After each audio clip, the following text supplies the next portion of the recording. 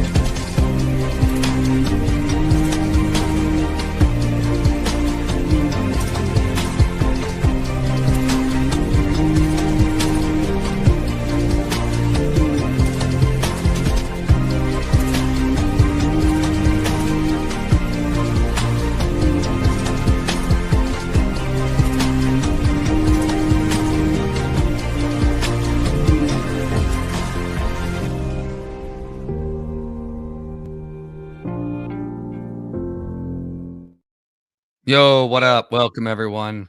Hola. I am so happy that AP let me use and remix his music. I love that. That's awesome. I naturally just moved to that. I don't know what it is, man. I know. It was pretty awesome. So welcome, everyone. I've been excited about this stream all week.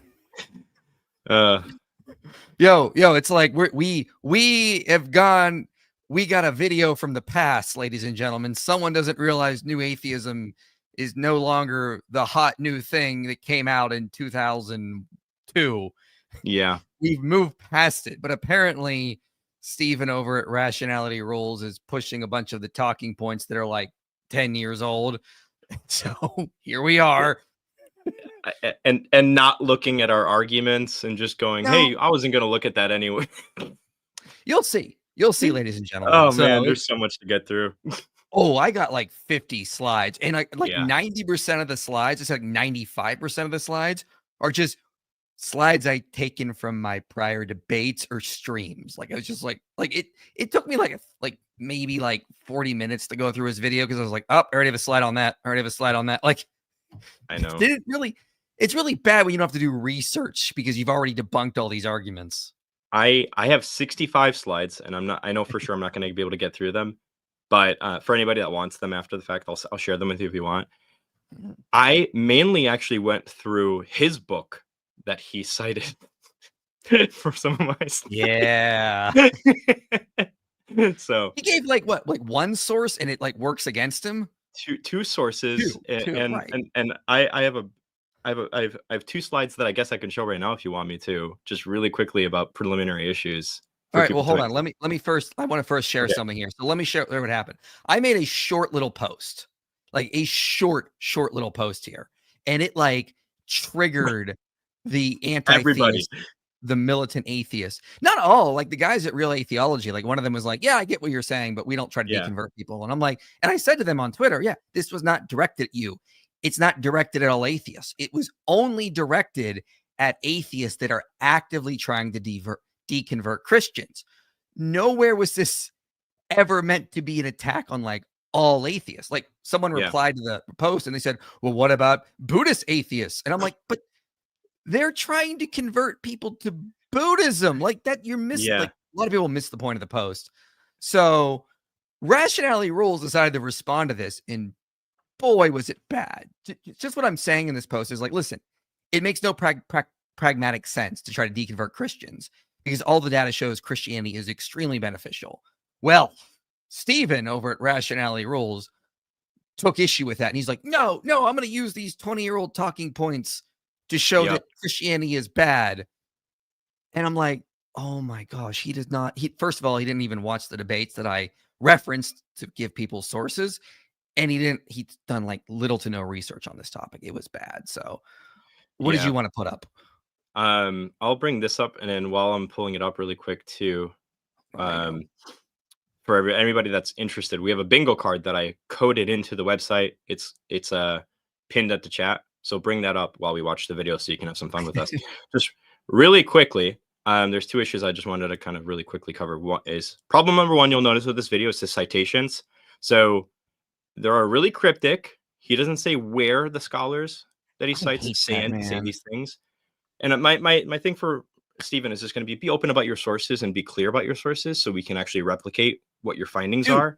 Like, you know fully well that when our editor Aaron is like making videos and he forgets to put a source in there, like he just says Aristotle. I'm like, no, put the whole citation in. I want people to go to the sources. Yes. I hate when this happens because it's, my first thought is, what are you trying to hide? I'm not saying that's exactly what you're doing, but that's my first thought. Yes. So all he says is this quote, for instance, at timestamp 3039, and then says Robert F. Inglehart. And I'm like, what is the context here? So I Liam Neesoned this a lot, and I will, if you are being cryptic about your sources, I will find you and I will fact check you. So as you'll see later as we go on. And then problem number two is he admits in his own video is that he doesn't look at our arguments or the evidence that we put up for the arguments, and then just goes, but I'm going to give you some of my own research anyway, which, by the way, is undercut by his own resources and stuff like that. And this is just reading the abstract of a paper and ignoring the work in the paper itself. So most of his research is sourced by, trust me, bro. I mean, honestly, it's like he just says stuff, and I'm like, I thought Matt Dillon, he said that those are taught us that claims are not evidence, and all he did through this video is claim. I'm like, unbelievable, man. Unbelievable. So yeah, let's get to some super chats before we dive in. Who told you to go live at the same time as AP? Now I'm confused. I don't know who to watch. You watch this, sir. Listen. You watch this. That's just the way it should be. Listen, we have some. You're gonna have a lot of fun here. I can promise you that. Sassy IP. What is, man? Fan, I can't believe you got away with that. Got away with what? I don't know. Your mustache, probably. That's what he's chest hair. You are very hairy. I mean, I know it makes sense why you're warm up there in Wisconsin. By the way, we are suffering down here in Tucson. There's a cold spell coming through. The high was only 62. It was awful, thing. I had to wear a sweater today. To tell you how horrible it was. Currently 30 degrees, and I'm just fine. Unbelievable. Writing a zombie apocalypse book that explores the problem of evil. Good. Main character is a former Benny Hinn. Is a former Benny Hinn. I don't even. What do you mean a former Benny Hinn? Like you mean a Benny Hinn follower? I mean, maybe that's what he meant. Advice, yeah. Have him try to name and claim stuff throughout the thing. It doesn't work. I name and claim, and he has got to learn. He's got to like pull himself up by his own bootstraps. But I mean, Clay Jones made a great argument. We should be using sci-fi to explain and explore the problem of evil and suffering. Yeah, I think he was absolutely right. Yeah, I have a companion book to my book on the problem of evil. That's literally a fantasy novel. Yeah. That'll be coming out. Thoughts on the Israelites being commanded to take captives as slaves, forced labor of Deuteronomy 20. Yeah, two things. Once again, as I've said in my video, the misunderstood Mosaic law, the Torah is not modern day jurisprudence. It's not like absolute law like we think. It's more about a treatise on judicial wisdom to sort of explain people, to teach judges how to think about wisdom. The other thing is, again, this is not in an ideal time. This was a compromise of a law. I did the follow-up video, the imperfect Mosaic law, to make that case. However, I was talking to Joel Korecko about this, and he's working on some research that maybe some aspects of this are being blown out of proportion, but that's still down the pipe. So, love you too. I recently encountered an atheist argument about feral children born wild, proving that there's no innate morality. Thoughts? I mean, like, if we find tribes in Africa that think the earth is flat, does that mean there is no objective science just because they thought that way? We don't think that like morality is just like everyone just knows proper ethics. We say ethics is objective. Christianity has helped us find the best way of human flourishing and how to discover what the most objective moral values and duties are. But we don't think that necessarily everyone is going to discover those or know about them. So that's a total misunderstanding of the actual argument. I'm excited for this stream. Let's go. All right, you heard it. Fan on drugs. Where did they find that picture of me? Is that actually you? That's me when I was like a teenager, dude. powerful. Well, Than has said it's time to go. So it's time to go. We'll get to some more super chats in a bit. But man, I want that photo. I want that photo so bad. I gotta find that so bad. So Than, we have Sassy, we have Than on drugs and Sassy IP in the chat today. So I love it. It's so stupid. Man. Oh, we got some weird followers, but I love them. So, all right. Here is, I love the title of this video. He thought he destroyed atheist arguments, backfired spectacularly. And by backfire, he means I didn't consider the baseless claims he was going to make. It's like, I don't know what to say. It's like, let's just go in. I'm going to rant a lot, but here we go. We're diving into a recent social media post by Inspiring Philosophy, run by Michael Jones. In this post, Michael attempts to argue that atheist activism, particularly efforts to deconvert Christians, makes no sense. It's a fascinating collection of assumptions, straw men, circular reasoning, and seemingly a bit of anger that does. I'm going to do this a lot. Bingo card. I know for sure somebody has. The irony. The irony, man. We're going to have a lot of irony in this, so I had to get my iron out because, man, is there going to be a lot of irony. I know for sure somebody had to have found like spaces on their bingo card right there. All right, let's go. Deserves a thorough examination. In any case, it is a good question, and so I thought I'd respond. Thank you, Let's Stephen. begin by looking at a segment of what Michael wrote, and then we'll break down his claims one by one. From an atheist perspective, it makes no sense to actively deconvert Christians. Okay. He got your voice down really well, Mike.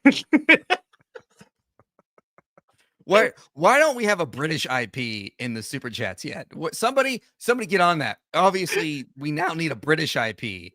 I want I want a top hat, a monocle, a handlebar mustache. I want the whole thing.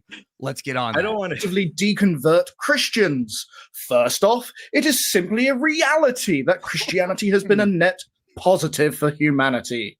The decline of Christianity also is associated with less charity work, more depression, more authoritarianism, and collapsing birth rates. See my recent debates with Phil Zuckerman and Lawrence Krauss for references.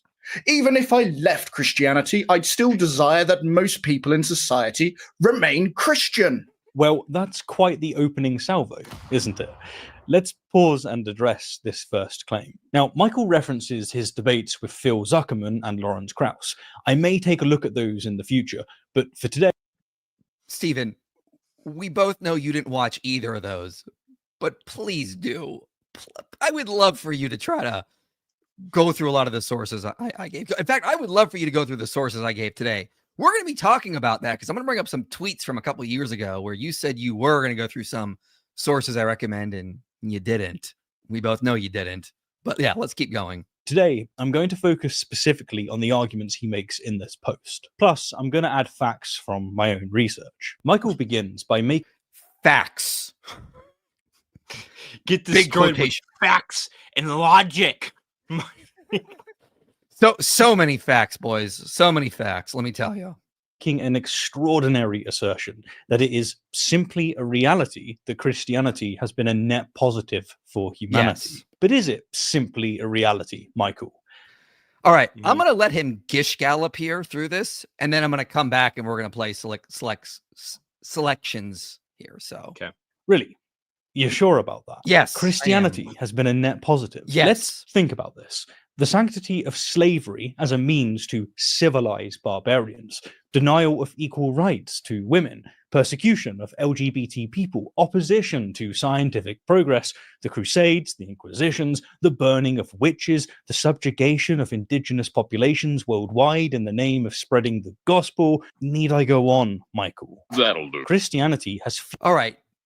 Notice the gish gallop. I mean, like, that's... Where were the facts? Where were the sources, Stephen? You didn't even watch the debates or any of the stuff we've put out because we've addressed all this.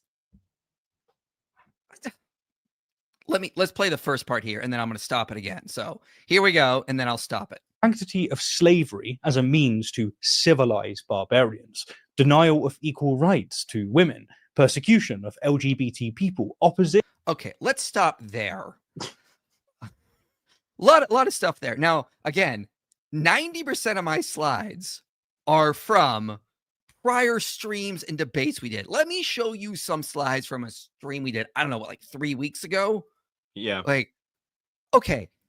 This is coming from Robert Fogel, who is an atheist, and he points out the new abolitionist movement was a crusade in several senses. It was militant and uncompromising war against slavery. It was a holy war, inspired by the deep religious convictions of its leaders.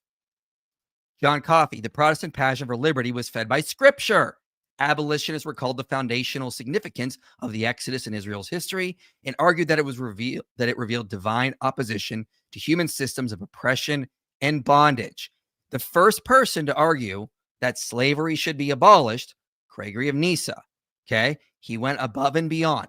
No one fathomed the idea slavery could be abolished until Christians started doing it, arguing from their scriptures. Okay, what do we see throughout Christian history? Long before the Enlightenment, Christian bishops engaged in so much philanthropic ransoming and also the insistence of laws and not selling the kingdom's people into slavery. Okay, what about like the idea of rights and everything and the idea of humanism? Well, this Tom Holland, who's another atheist, notes this comes out of Christianity. Secularism owes its existence to the medieval papacy. Humanism derives ultimately from claims made in the Bible that humans are made in God's image, that the Son died equally for everyone, that there was neither Jew nor Greek, slave nor free, male nor female. Okay, the idea of the humans are equal, that we have human rights, that slavery should be abolished. I could look at numerous historians. This idea comes out of Christianity. Okay, Brian Tierney in the idea of natural rights, that the humanistic jurisprudence of the 12th century, notice before the Enlightenment, may provide a better starting point for investigating the origins of natural right theories than either 14th century nominalists or the nascent capitalists of the early modern world. I mean, I've got so many sources on this. I could just keep going. Like Christianity, human rights. Okay, Christianity played a vital role in this. Okay, every chapter is a different author. So another writer later on says human value, human choice, and human hope are all derived from the fundamental beliefs of the Christian faith. Human rights and the vigorous pursuit of these rights are part of the inescapable tapestry of Christianity. Okay? What about gay rights? He brought up, but you guys are against gays.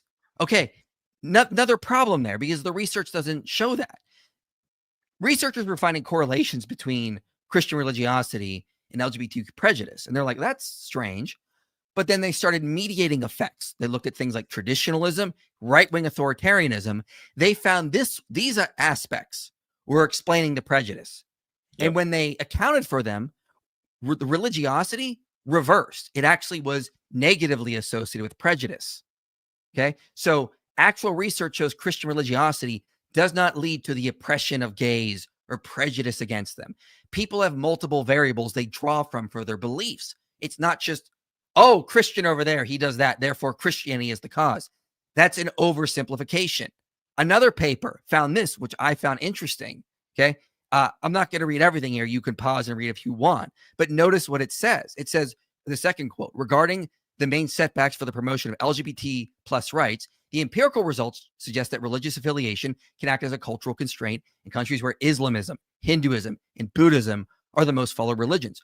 Contrarily, though, religious affiliation does not seem to be constraining LGBT plus legislation in Christian majority countries. So the idea that Christianity leads to this prejudice, research doesn't support that. The research shows human rights, equality came out of Christian tradition. And the current research does not show that the variable of Christian religiosity is leading to prejudice. It's actually associated with other variables that people tend to have. So you can't be oversimplifying things like Christians do bad thing, therefore Christianity the cause. That's not how it works. Thank you. Big long rant.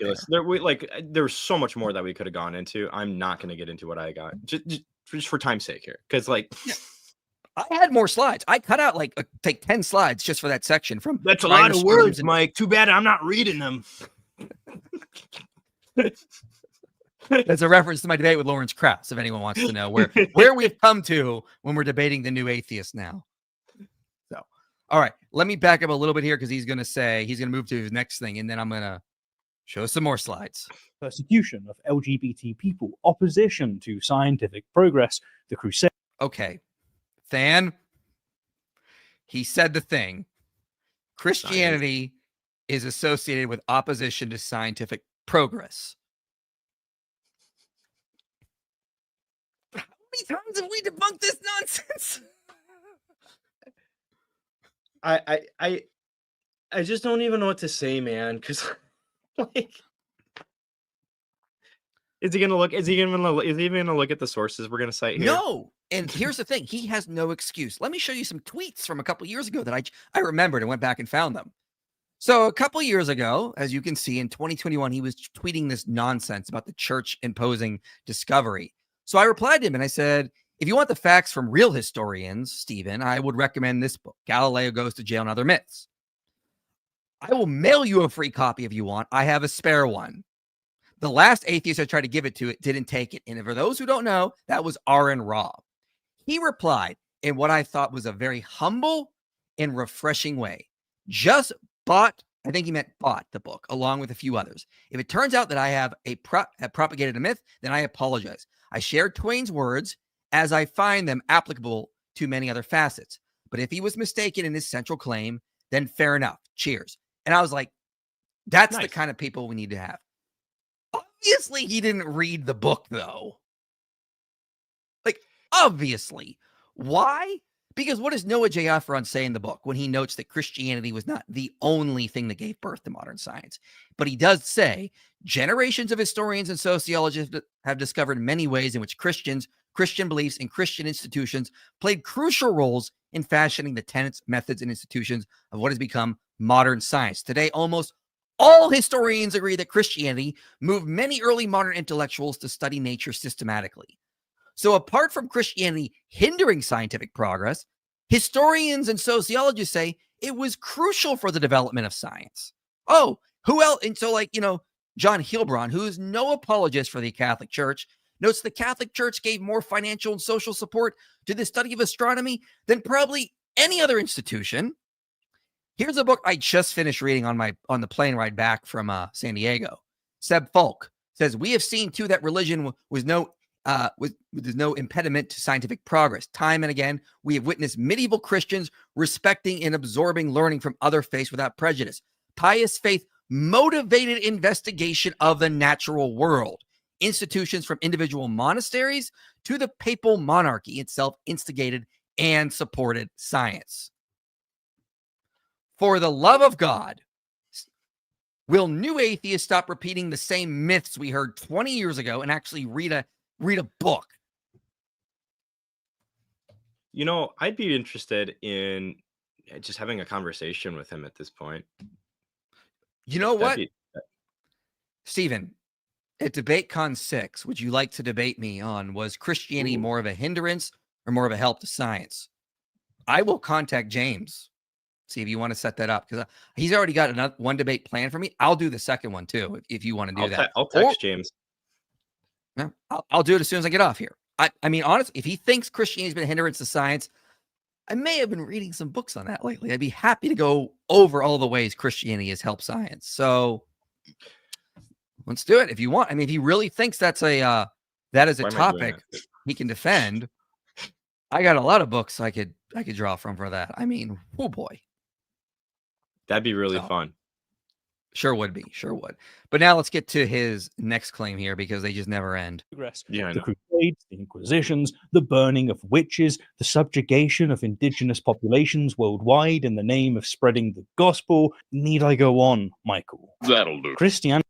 All stuff that you covered in the videos you said that he should watch. But I mean, yeah, stuff I have covered 1,000 times. I mean, so what do we see in the early Middle Ages on witchcraft? Okay, well, they were denying it even existed. Okay.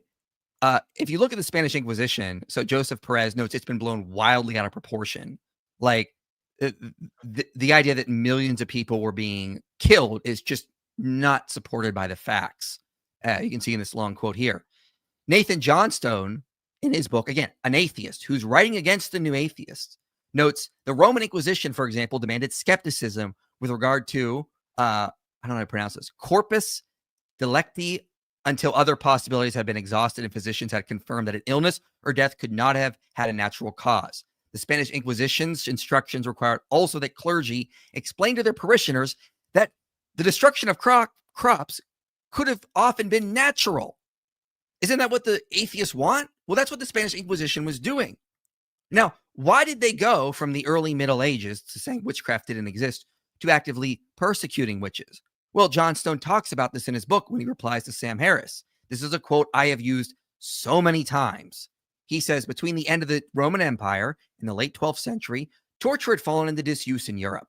Harris might be surprised to learn that Christendom owed its reintroduction not to bloodthirsty clerics, but to scientific jurists concerned to free justice from the reliance on God's intervention and to champion human judicial competence. Okay. Then he says, the medieval story, the one for which we know the ending, recounts the failure of rationalism to control its offspring. So when you combine Christian doctrine with rationalism, you got witch trials. But again, they were much more mild than people think. So again, a lot of stuff he's leaving out. The idea that Christianity led to more war is also not supported by this. He needs to read a book called The Myth of Religious Violence, where he notes that a lot of what they've attributed to religious violence more likely as secular causes, political causes, economic causes. William Cavanaugh's book is often cited. Jacobson notes in this book, for example, Janet Jacobson, the secular is not less violent than the religious. It, in fact, is more so. It is a source of greater, intense, and more intractable violence than the religious practices, communities, and worldviews and commitments. Now, why can she say that? Well, she doesn't cite this, but other research would support that, because Davis Brown's study found that Christianity was associated with less interstate armed conflict. You were 37% less likely to initiate interstate armed conflict if the state was Christian. Other research has found that religiosity resulted in people less willing to participate in territorial disputes, in war and things like that. Missionaries have actually been better for the world. They spread democracy, colonial reform, what else? Mass education, religious liberty. I mean, this is supported by a ton of research. I have no idea where he's getting this nonsense. Reddit. Daniel Treisman notes Protestantism is associated with less corruption, in a pronounced distinction between church and state. I mean, like, do your freaking research. And again, all this stuff we've cited before for the most part. Like, It's you see? Man. I know.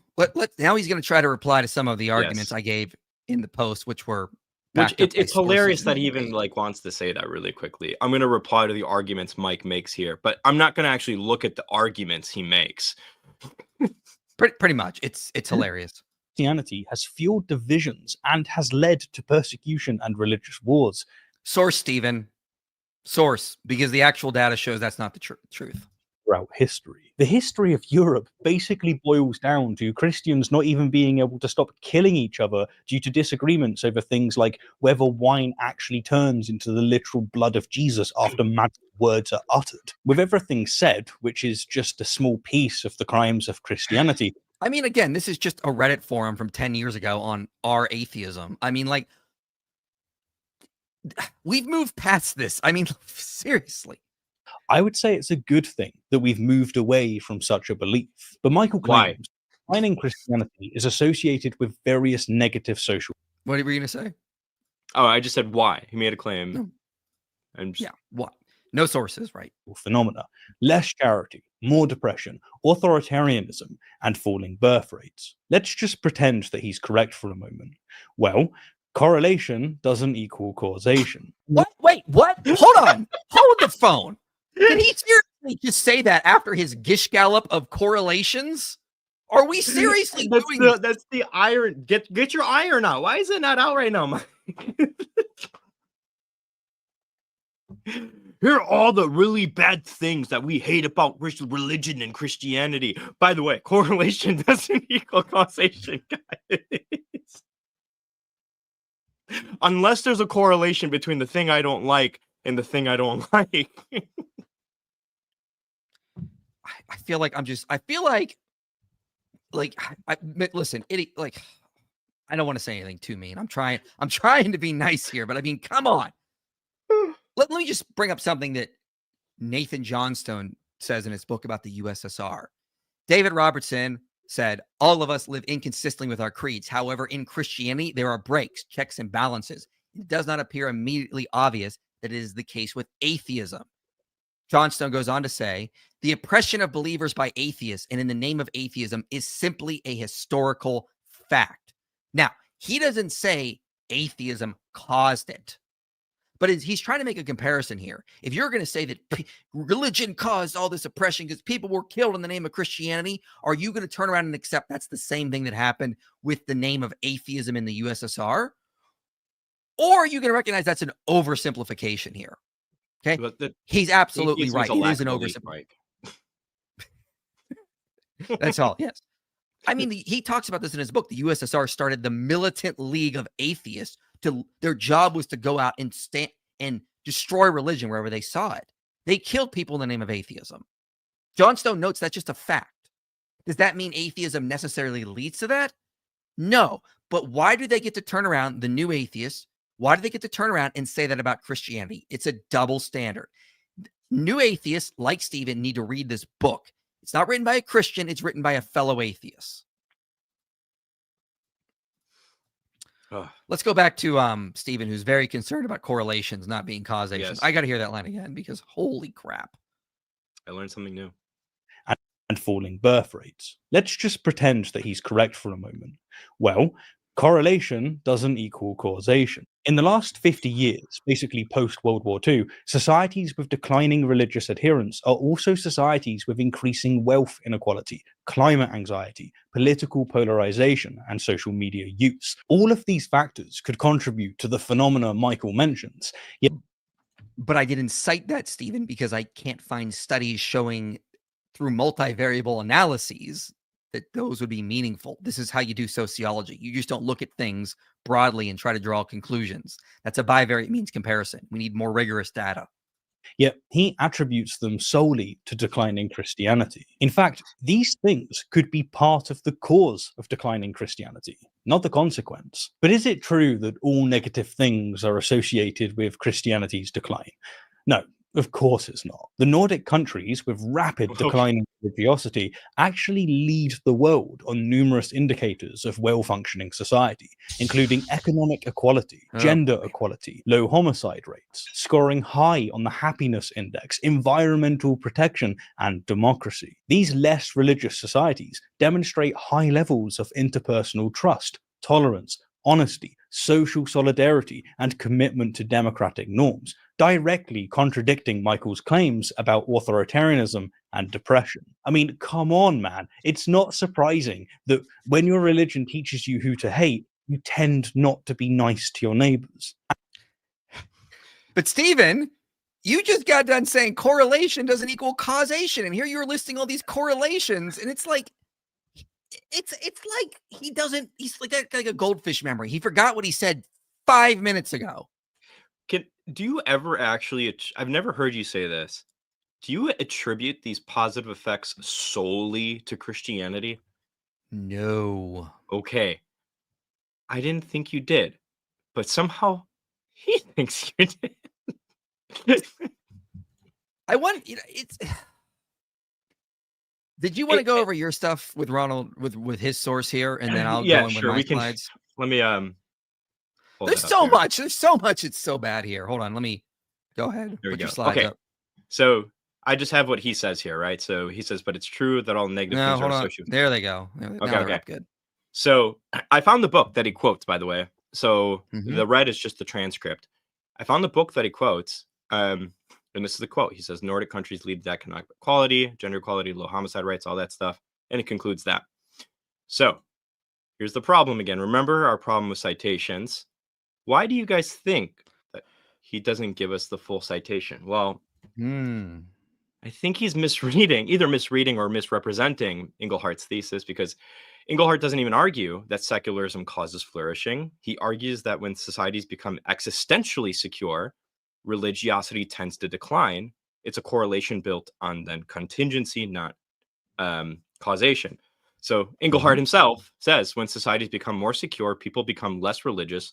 But if existential insecurity returns, religiosity often rebounds.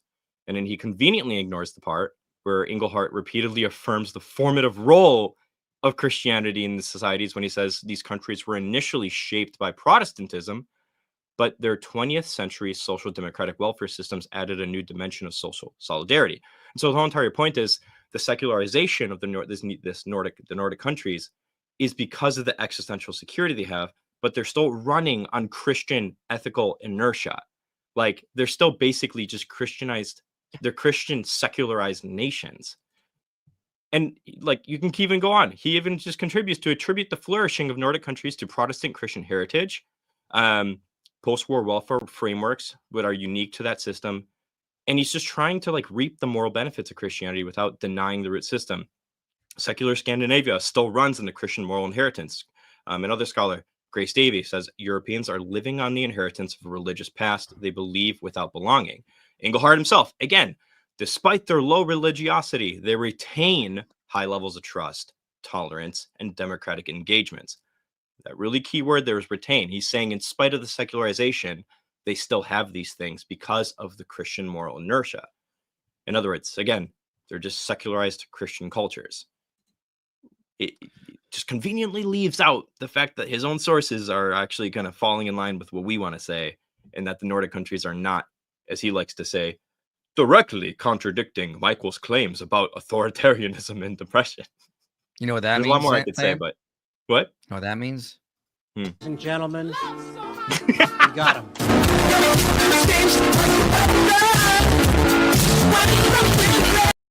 All right, we got to stop it before we get a copyright strike. All right.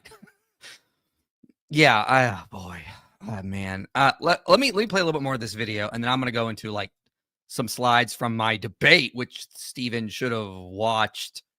I mean, honestly, if you're going to respond to a post like this, I feel like the first thing is you goes, oh, let me check those debates. Let me see what he cited. I mean, I'm very curious. I'm a rational, free-thinking skeptic. I love evidence. Nope, none of that. To your neighbors. And it's not surprising that the United States has now become more authoritarian than it ever has been in its history, and it's under Christian nationalism. As for Steven, you didn't watch the debate, did you? No. I wonder what I might have. Oh gosh. Wonder what I cited in that debate. I wonder if there's anything. Oh yeah, I cited this study showing that Christianity, Protestantism, and less so Catholicism, is associated with more citizen empowerment, voice and accountability, political transformation, political stability. You can see the charts here where they go through all this. And Islam, by the way, was non-significant with all of this. I cited stuff on depression. Okay, religiosity is associated with lower rates of depression. This isn't even up for debate. Okay. Here's another thing. I cited religiosity, that the meta-analysis that looked at 850 studies found that religiosity, especially in like the Europe and the US, where it's mostly Christian, was associated with better mental health. Okay. I cited studies on pro-sociality. I don't know if I cited the one on the bottom, but I'm pretty sure I cited the top two, showing that, yeah, religiosity, even religious priming, leads to more pro-social behavior. Okay. Here's another paper, though. Okay, he wants to say that Christianity teaches you to hate your neighbor. Well, there was this study done. I didn't cite this in the debate because I didn't have time. But are atheists unprejudiced? And they did this in Europe. They found these results in England, France, and Spain, I believe. Here's what they say. Collecting data from 3 secularized Western European countries, we found that though both believers and non-believers dislike moral and religious anti-liberals, atheists and agnostics showed prejudicial, tongue twister, discriminatory attitudes towards anti-liberals, but also toward mere Christians. And atheists did so also towards Buddhists. Prejudice towards anti-liberal and mainstream religious targets was predicted uniquely by anti-religious critique, occasionally in addition to high existential quest for the anti-liberal targets, but in addition to low existential quest and low belief in the world's benevolence for mainstream religionists. So, Stephen, why is the secular ideology teaching you guys to show discriminatory attitudes towards Christians and Buddhists and the like? So you want to talk about who's being taught to hate there? Kind of odd. He brought up Christian nationalism. Okay, first of all, bro, First of all, the U.S. is not a Christian nationalist nation. This is a huge misconception. You guys are far more authoritarian than we are. I mean, you guys just ban ninja swords. Like, you don't have free speech. Like seriously, stop talking about how unfree we are in the U.S. when you over there can't post stuff on social media without getting a fine or something. Like, this Did is they actually absurd. ban ninja swords? That's just, yeah, like they were just bragging about that. I guess I can't live prime there minister, anymore, man. It's like, oh boy. But actually, look, even if he was right, Christian nationalism results among the least churched individuals. Here's a paper I've been citing for years on this. Okay. And the same results are coming in Europe. Populist radical right parties take pains to show that they are defenders of Christian identity and values, and yet they do not widely attract Christian voters. Our analysis confirms that paradox. As religiosity increases, the odds of voting for a PRR party instead of a mainstream party, mainstream right party decline. In other words, Stephen, you want less Christian nationalism? Encourage individuals on the right to become religious. What are you doing? Why are you trying to deconvert people? You want less Christian nationalism, I thought. Have you done any research? And by the way, yeah, I have more studies I cited in the debate. Like quotes from the debate. Philip Gorski says, loose from his religious mooring, religious nationalism floats free from the ethical tether of Christian ethics and drifts even further in the direction of secular messianism and political authoritarianism. Roger Brubaker says something similar. And the sociologist and political scientist John Compton, coming out with a book next year called Untethered Believers, found the same thing. The more you become untethered from traditional Christianity, the more you move in the direction of authoritarianism, right-wing authoritarianism specifically.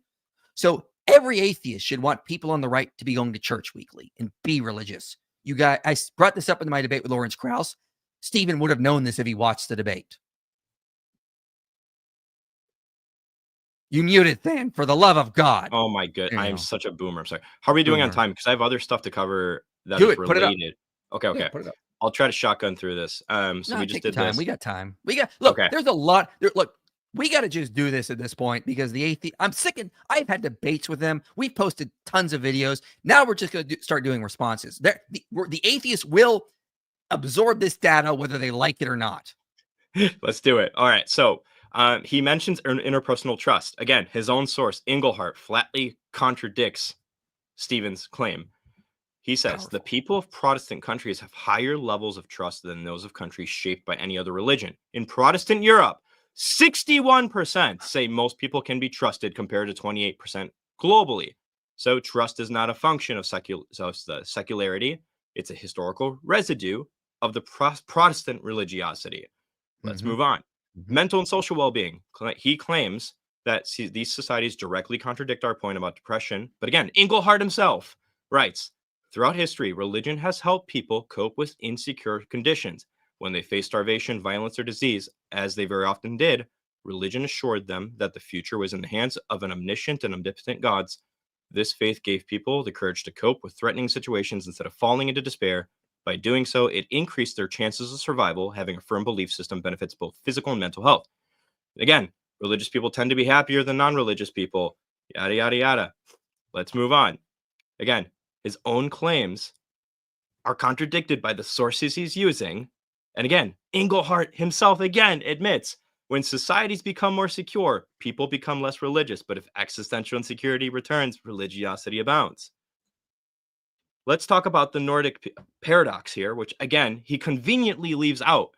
Again, in his own source, Engelhardt says, despite their high levels of subjective well-being, Denmark and Sweden rank among the world's top 5 countries in terms of per capita antidepressant consumption. So yeah, they're smiling, but they're also medicated. And if your model of flourishing includes mass pharmaceutical dependence, then this is really eudaimonic well-being we're talking about. And also, I remember reading something on this years ago. People in Japan, if you ask them if they're happy, they will say no because they feel like they're claiming too much honor. It's part of their culture. Yes. In the Nordic countries, exact opposite. You're supposed to be happy. So Yes. oftentimes they just say they are, even if they're not. Okay, now get this. So why the need for the medication? Again, ignores the current psychological and sociological research. Clay Routledge, one of the world's leading existential psychologists. Tons of quotes here from his book, Supernatural. People are less likely to develop depression if they see life as full of purpose and meaning. Meaning reduces the risk of mental illness and related problems. Low religiosity was associated with low perceived meaning and higher levels of search for meaning. In general, people, believers and non-believers alike, find life to be pretty meaningful. The data simply indicates that believers experience the highest levels of perceived meaning. Even some atheists attend church because they recognize the social and cultural benefits of doing so. Mike, you and I know somebody that still attends church that's an atheist, that does atheist activism. When religion declines, people don't become rational robots. They turn to surrogate belief systems, conspiracy theories, cult politics, UFOs, manifesting, etc., etc. And these are not healthy alternatives. So the psychology of meaning making and mental health is the most important part here, right? Routledge findings aligns with our the best peer-reviewed models on meaning making well-being. Meaning making is one of the most powerful buffers against psychological effects of trauma and life distress. High meaning in life is associated with lower anxiety, depression, and post-traumatic stress. And I could go on and on here. So if you take away religious meaning making, and and this is independent of like pulling out someone's metaphysics or anything like that, you're destabilizing a mental ecosystem that leads to the best kind of flourishing. And if you're not going to replace it with something better, which secularism doesn't, what that ends up being replaced with is authoritarianism. We already know about the intrinsic, extrinsic religiosity stuff. And this is the main point. I'm going to pull this all together here. So Nordic countries, as an example, is not a slam dunk against this. He misrepresents Eaglehart and explicitly credits Protestant Christianity for the moral infrastructure of these societies. He also ignores the Nordic paradox. The kicker is, if he really wants to reduce authoritarianism, like you said, Christian nationalism and all this other stuff, he needs to be encouraging intrinsic religiosity, not trying to destroy it. Trying to eradicate that is going to lead to more extremism. If you just get rid of Christianity as a whole, you're not going to get rid of the alt-right Christian authoritarians. Those people are still going to stay. They're just going to take on a different identity and do the same thing. And that's what I was talking about with Christian nationalism. That's what happens. Authoritarianism replaces traditional Christian ideas. This is the problem, that atheists are creating their own monster. Stephen, you're creating the monster Exactly. you want to destroy. You should be encouraging people on the right to go to church. What are you doing? Right. And that's why we didn't get to this part in the thing, but I'll just finish it off here, right? Like he later on says, it's not surprising that when your religion teaches you to hate, blah, blah, blah, then you're going to hate authoritarian stuff. And yes, Stephen, it's not surprising that we see this happening as religiosity declines. Like, no duh, you're going to see more authoritarianism or perceived authoritarianism when you have less intrinsically religious people because you keep on doing atheist evangelism. Mm-hmm. I digress. Thank you for letting me me rant. Remember, that was his own source. That's who he's citing. Okay. And he claims at the beginning he did all this research and knows how horrible Christianity. I mean, like, no, you By don't. research, it's, hey, ChatGPT. No, Stephen got triggered by my post and needed content. So he decided to do a video instead of actually checking the sources I cited, like a good free thinking rational skeptic is supposed to do, or we've been told they do. All right, next section, and then we're going to get to some super chats after this, because I know there's a bunch building up there.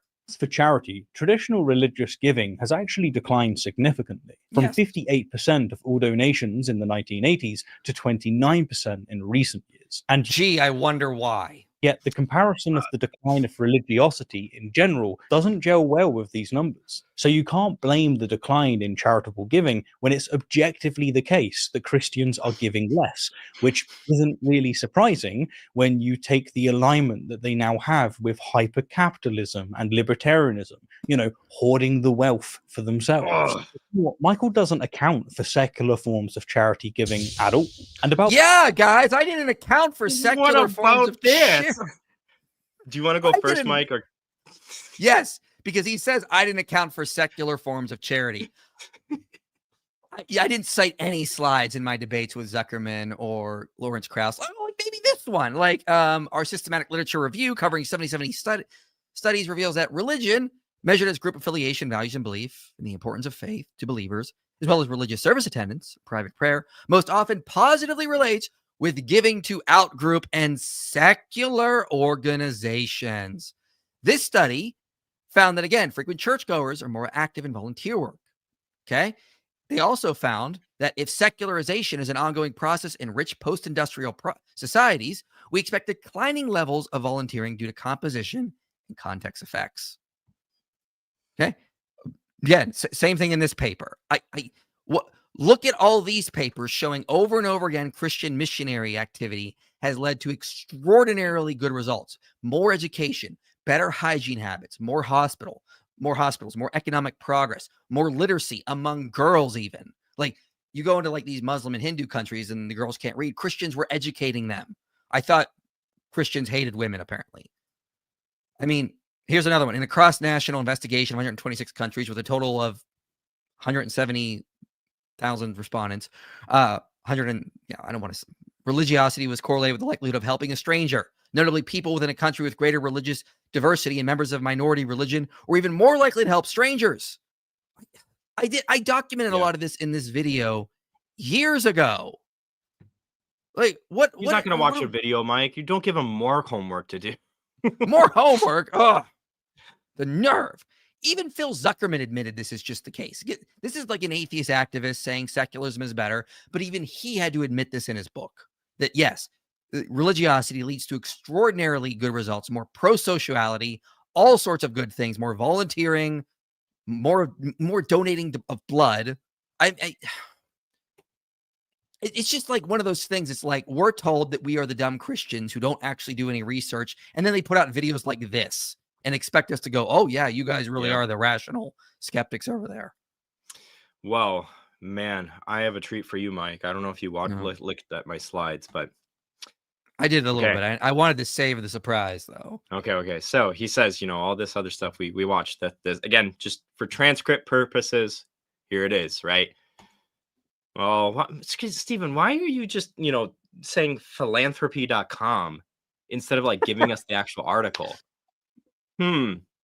Well, here's the problem. I think he's cherry picking data and ignoring the rest of the article. I Liam Neeson this again, and I found the source. He cites the Chronicle Philanthropy article titled "Pretty Scary: 7 Things to Know About Religion's Decline in Charitable Giving." He quotes one stat from it about religious giving dropping, right? And it misses the actual point of the article, Mike. Here's something from the article. Religious decline could drastically reduce future giving. A 20% drop in religious affiliation could lead to a 12% decline in charitable giving per year, or $25 billion. The very article that he's citing, again, is warning that the decline of religion is, in fact, a causal factor in reducing the giving. He's taking this out of context. So then when he says, you can't blame the decline of charitable giving on religious decline. Yes, we can. The source that you Your own source. Okay. The Chronicle Philanthropy again. The data show that the decline of religion correlates strongly with a drop in institutional philanthropy. Indiana University in 2019. Religious giving is declining because fewer people are affiliated with or attend religious services. This isn't because religious people stop being generous. It's because there are fewer religious people. Oh, so you mean secularism is causing this? The exact opposite of what Stephen said? His own source contradiction? Commission report, 2024. Okay, I'm not going to read all of this, but look, the decline of Americans' religious affiliation and participations in religious institutions is another frequently cited explanation for the donor decline. All this other stuff. Again, I'll just move down to the bottom. The decline of religious participation among Americans is a significant causal factor in explaining the declining in volunteering.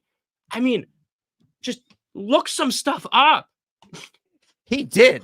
He did a lot of research, sir. He did a lot of... Okay, he claims that Christians' generosity has declined because Christians are now aligned with hyper-capitalism and hoarding wealth themselves. If anything, again, the opposite. Arthur Brooks, himself not a religious conservative, found that religious Americans give more even when controlling for income. Religious conservatives who give a higher percentage of their income than secular liberals.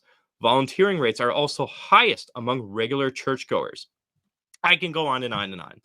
So, if you guys have played Pokemon before, this is where I think it hurt itself in its confusion is applicable here.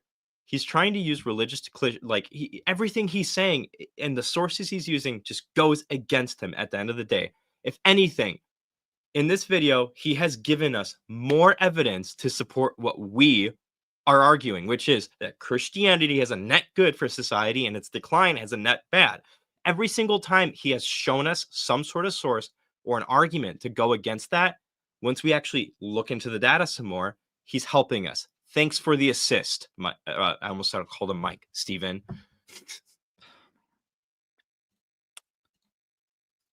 Oh, wait, you know what that I was means, just trying sir? to take it down. and gentlemen, we got him.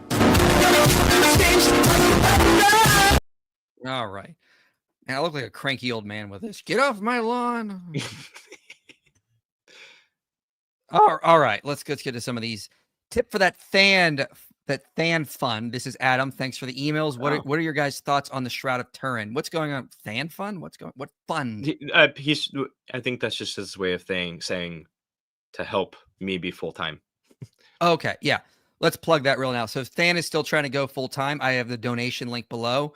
As you guys can see, he does really good research. That's why we brought him on. But you go down to inspiringphilosophy.com/give and you can donate to help him go full time.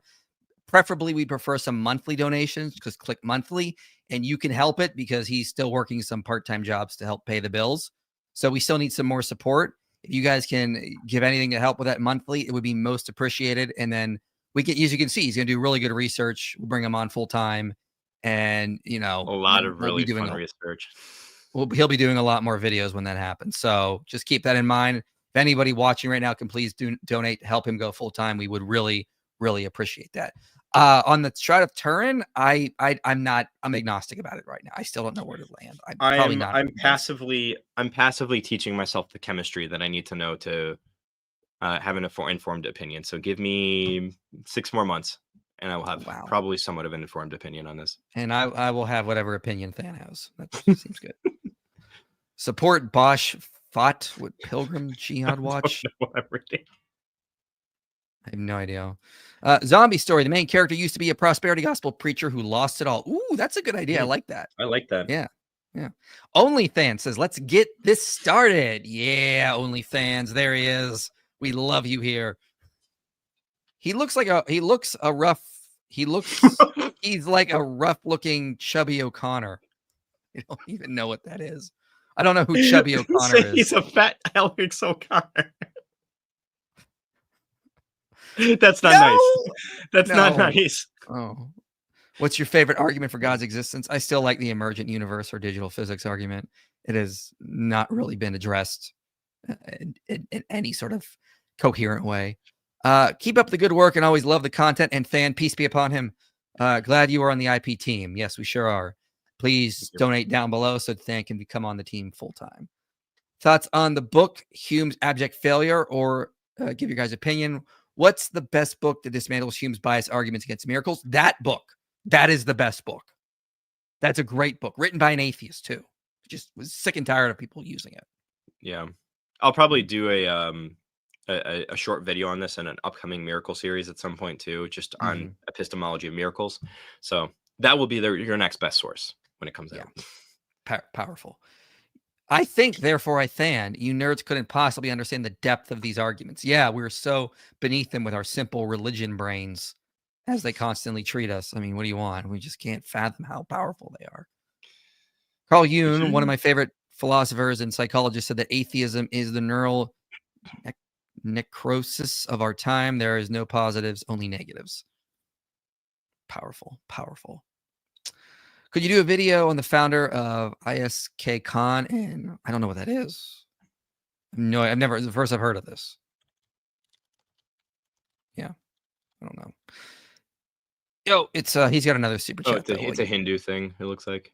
Whatever, we'll look at it when we get the time. Do you believe Second Peter was written by Peter? I think it's a little bit more complicated. I think Peter was in prison. He told a follower to write a letter on his behalf, and then the guy went and wrote the letter. Seneca did something similar. He got banished from Rome, and he asked someone to write in his name. I think Peter was probably doing something similar. I need you to write this letter in my name. I think that's what it was. Thoughts on the recent discovery of JWST saying that we might live in a black hole? Oh, that'd be interesting. I haven't looked into it enough to have a thought. Yeah, that's interesting. I'll have to look up. I don't think it causes issue for Christianity, though. Read Rationality Rules. Read. You skipped what he said about women's reproductive rights. I mean, again, he didn't.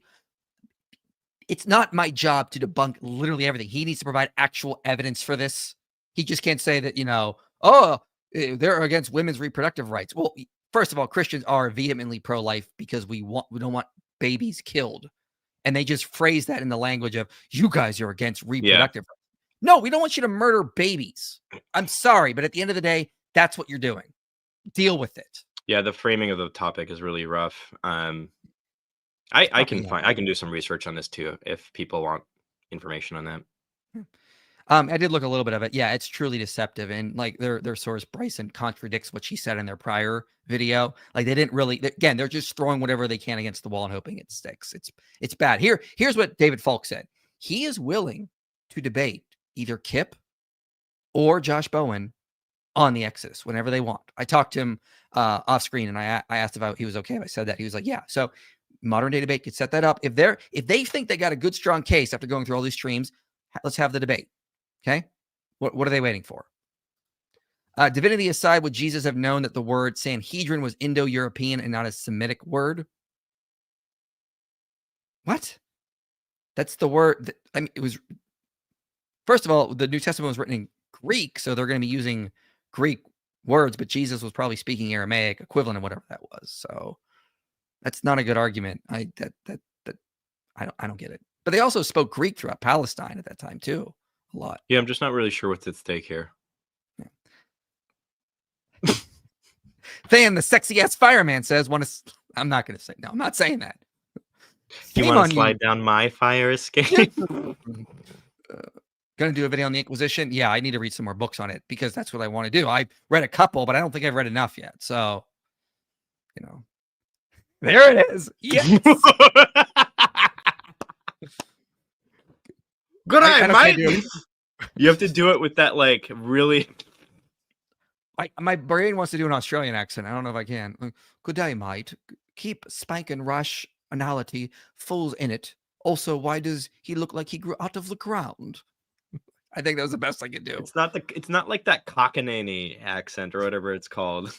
Oi! Yeah, my wife. Sorry, I'm not good with British accents. I think I can do a Scottish accent, and that's about it. IP, why don't you push back more on those atheists when discussing the reliability of the Gospels a few days ago? I did, but we were having a conversation. Like I was trying to let them put their side out. We should listen to skeptics, not dismiss them. But Eric will probably be back on the channel at some point, and we'll have more of a conversation about it. So, yeah. Hopefully, I think Stephen and him should have a conversation directly too.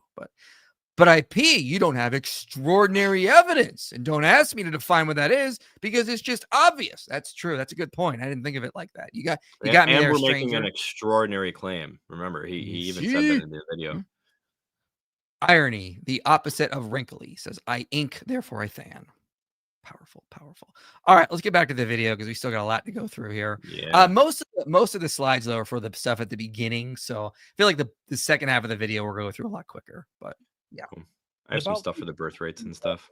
The claimed link between Christianity and birth rates lacks causal evidence. No, it Declining doesn't. Birth rates are a complex global phenomenon occurring across multiple religions and secular societies as women gain education, reproductive autonomy, and economic opportunities. If you want the strongest correlates for reproduction, it's a lack of education and poverty, which, to be fair, they do actually align with religion. But it's not Christianity. It's just when people don't have education, when they live in poverty, they tend to be more religious across the board. Gee, I wonder if, source. I wonder if I considered that before I debated Krauss. Like me, I should probably get a study to show to see if there's a causal link here or anything like that. If only I just had thought of this. Well, yeah, I did. So Eric Kaufman, who is an atheist, says, no, there's definitely a causal link here. Religiosity leads to sufficient birth rates that prevent population collapse. Michael Bloom, who's an evolutionary biologist, notes that religion is selected for evolutionary benefits of birth rates. And I cited a multivariable analysis. Secularism, even in small amounts, is associated with population stagnation or even decline absent substantial immigration, whereas highly religious countries have higher fertility rates that promote population growth. So they factored in things like education, wealth, income, race, geographical location, gender. And what did they find? Lo and behold, secularism is still associated with that. So no, Stephen, there is evidence. You didn't even bother to watch the debates to see the evidence. Here's some other fun stuff. His own source again. As religiosity declines, so do birth rates. Fertility collapses are most pronounced in the most secular nations, particularly those with high existential security. In short, Christianity in its practiced intrinsic form is positively associated with demographic sustainability. This is just, this is generalized across multiple data sets, as you just pointed out, Mike. Also, there is a causal link on top of this, not just the stuff that you mentioned, but again, when religion provides a coherent narrative of suffering, service, and sacrifice, it creates a meaning-making framework. Dr. Crystal Park's meta-review explains, greater perceived meaning in life is associated with better mental health, less depression, anxiety, greater psychological well-being. Meaning-making helps individuals reappraise us for us once, all that other stuff. In short, Christianity doesn't just help people feel better. Again, it helps them function better. And then this is echoed in the studies of cognitive behavioral resilience as well. Meaning of life is associated with all this other stuff. And the whole entire point I'm trying to make here is religious participation, when paired with meaning making and having a meaningful life, provides the causal link for this. For his little notes on poverty and all this other stuff, he even tries to correlate poverty and all that stuff with religion. Rodney Stark, religious participation is best explained by existential insecurity, not low IQ or lack of education. Again, his own source, Ronald Inglehart. When societies become insecure, same thing, right? Less religious, but when insecurity rises due to war, blah, blah, blah, religion rebounds. So, no real sociological data to back him up here. He relies on misrepresenting our claims, misunderstanding causation, and projecting his ideology onto convenient stereotypes, like the poor uneducated believer trope, without giving evidence to this. Meanwhile, the literature on fertility, philanthropy, and meaning-making all supports what we were saying. And again, everything he's bringing up, once really you look at it, it's assisting us. And that's why I put this little, if you can see it, I put this little Call of Duty scoreboard here. I put his name, and he has no kills, 5 assists. Powerful stuff there. Man, I swear, this is something, man. This just makes me think of the way a young earth creationist sort of argues. Let me just ignore all the science and let me just cite these people who don't really agree with me, but I'm gonna just take them out of context, which we've seen them do. I'm not saying it's as bad, but it's the same methodology here. This is just, oh my gosh. He makes so many even worse mistakes later on too, with the way he understands what you say in that post. I know he doesn't get it. So finally, Michael states that even if he left Christianity, he'd still want most people to remain Christian. This reveals something crucial.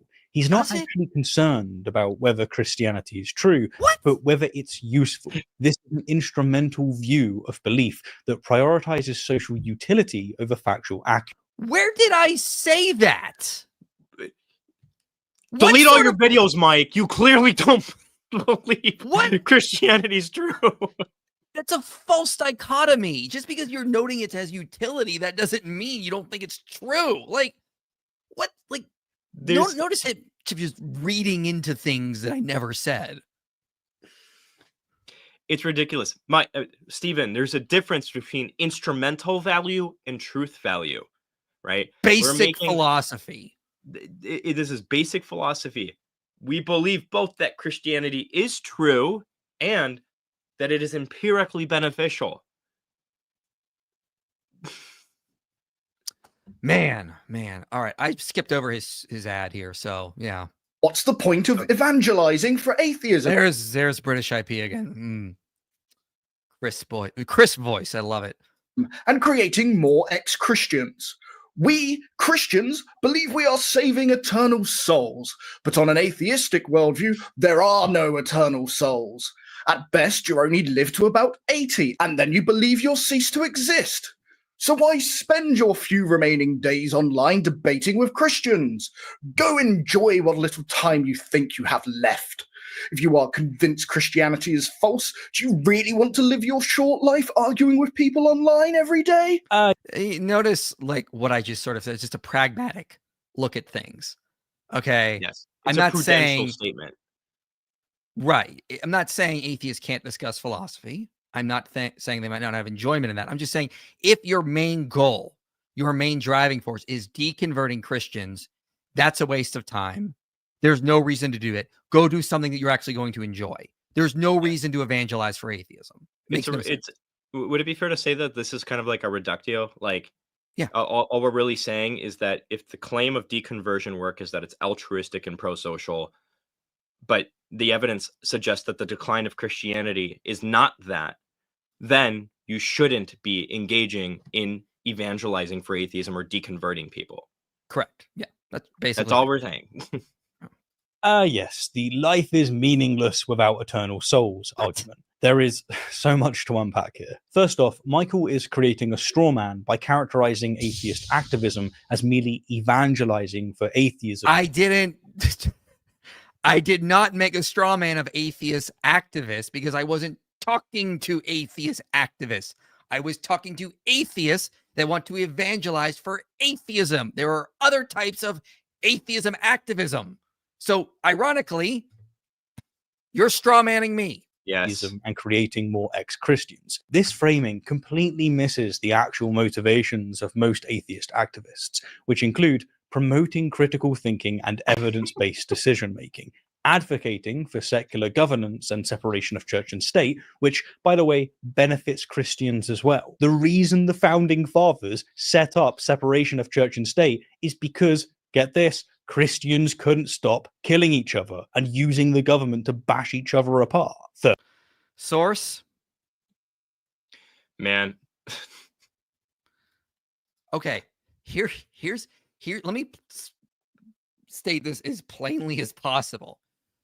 You can do those things like promote critical thinking without evangelizing for atheism. Yes. You could promote a separation of church and state without evangelizing for atheism.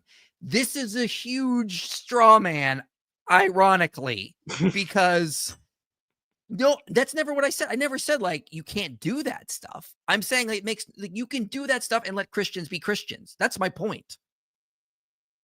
Yeah, he just clearly does not get the point. Because again, on-screen quote by us, his transcript. But we're not arguing that atheists can't find meaning. This isn't the philosophical argument for God's existence that there's objective meaning and atheism can't ground it.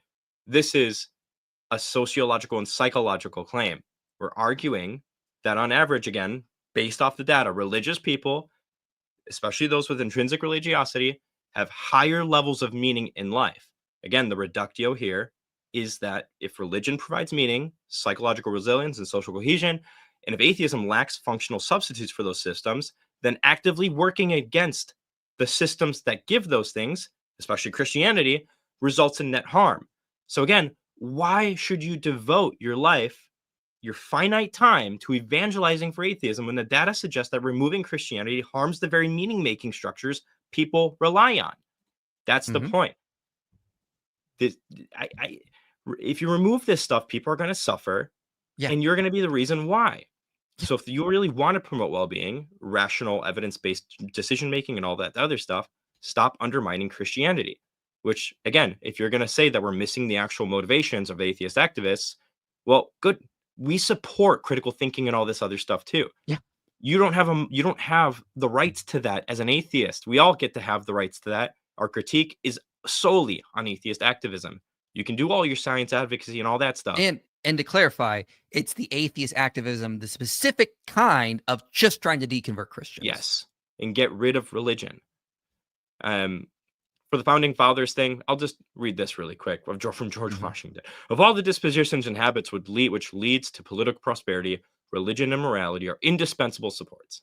So it's like, I just... Well, as I've noted numerous times, historians will tell you this idea of the separation of church and state came out of the Christian worldview. Okay. I'm not going to read these quotes because I've read them so many times, and it's clear that, Stephen just needs to do some research here. Like, I just give the sources because that's what we do. We give sources here, Stephen. You should try it sometime. Third, combating religious harm and supporting those hurt by religious institutions. Fourth, building communities for those who have left faith traditions. Then we have defending scientific education from religious interference. You can do all of that Yes. without We do actively that. converting Christians. Why do you think we argue against young Earth creation? Yes, like he's responding to people who fight young Earth creationists and want evolution to be taught in schools and say like, hey guys, this is science. It's okay. It's compatible with the Bible. In fact, Stephen should read the last chapter of the book of Popes and Unicorns. James Ungariano, David Hutchings note that actually atheists have created this artificial war between science and religion and have made religious people in a lot of ways hate science because they feel like they're always being attacked by these atheist activists. Like they cite research on this. Atheist activists have created this artificial war and made religious people feel like science is coming after the religion. If they would spend more time focusing on what we do, showing they're compatible, they'd probably have more success. I hear from someone at least once a week that they have now opened up their mind to the idea that Christianity is compatible with evolution, and they're leaving that young Earth creationist mindset. Isn't that what they want? Try our tactic. Yep.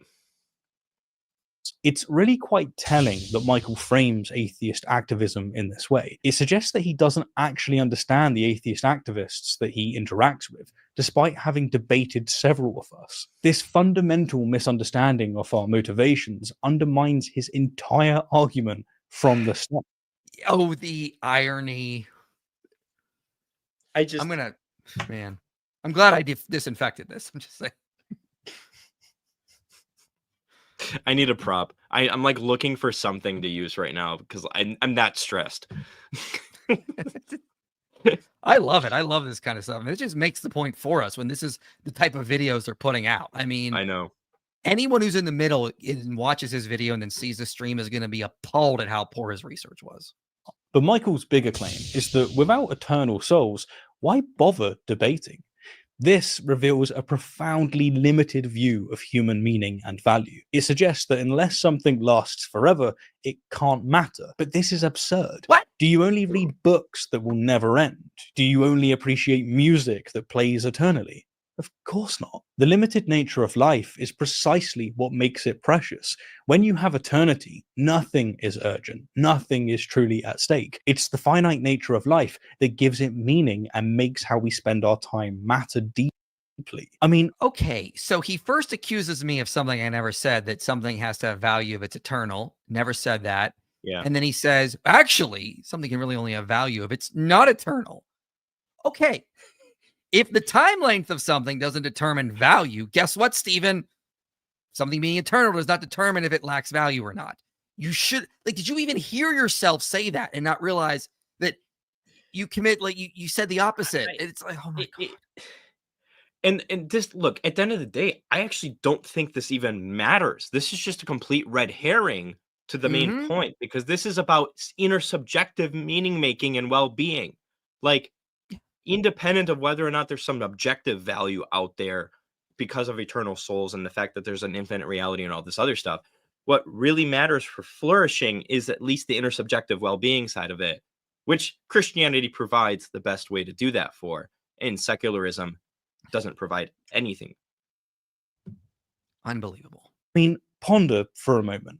How many historical figures might have achieved even greater heights if they hadn't devoted substantial portions of God, here we go. This is going to give me a headache.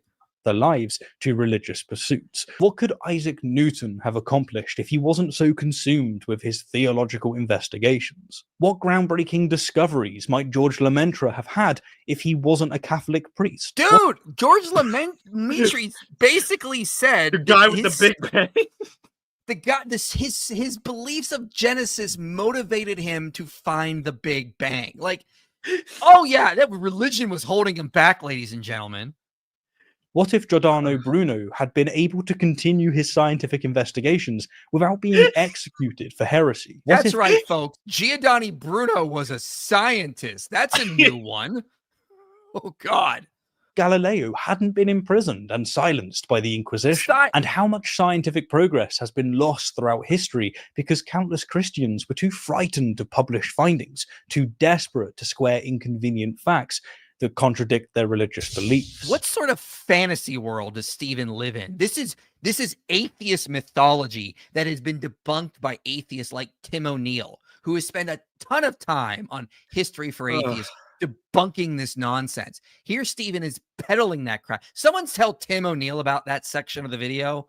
He'll blow an aneurysm. Tim, Matt, somebody. Okay.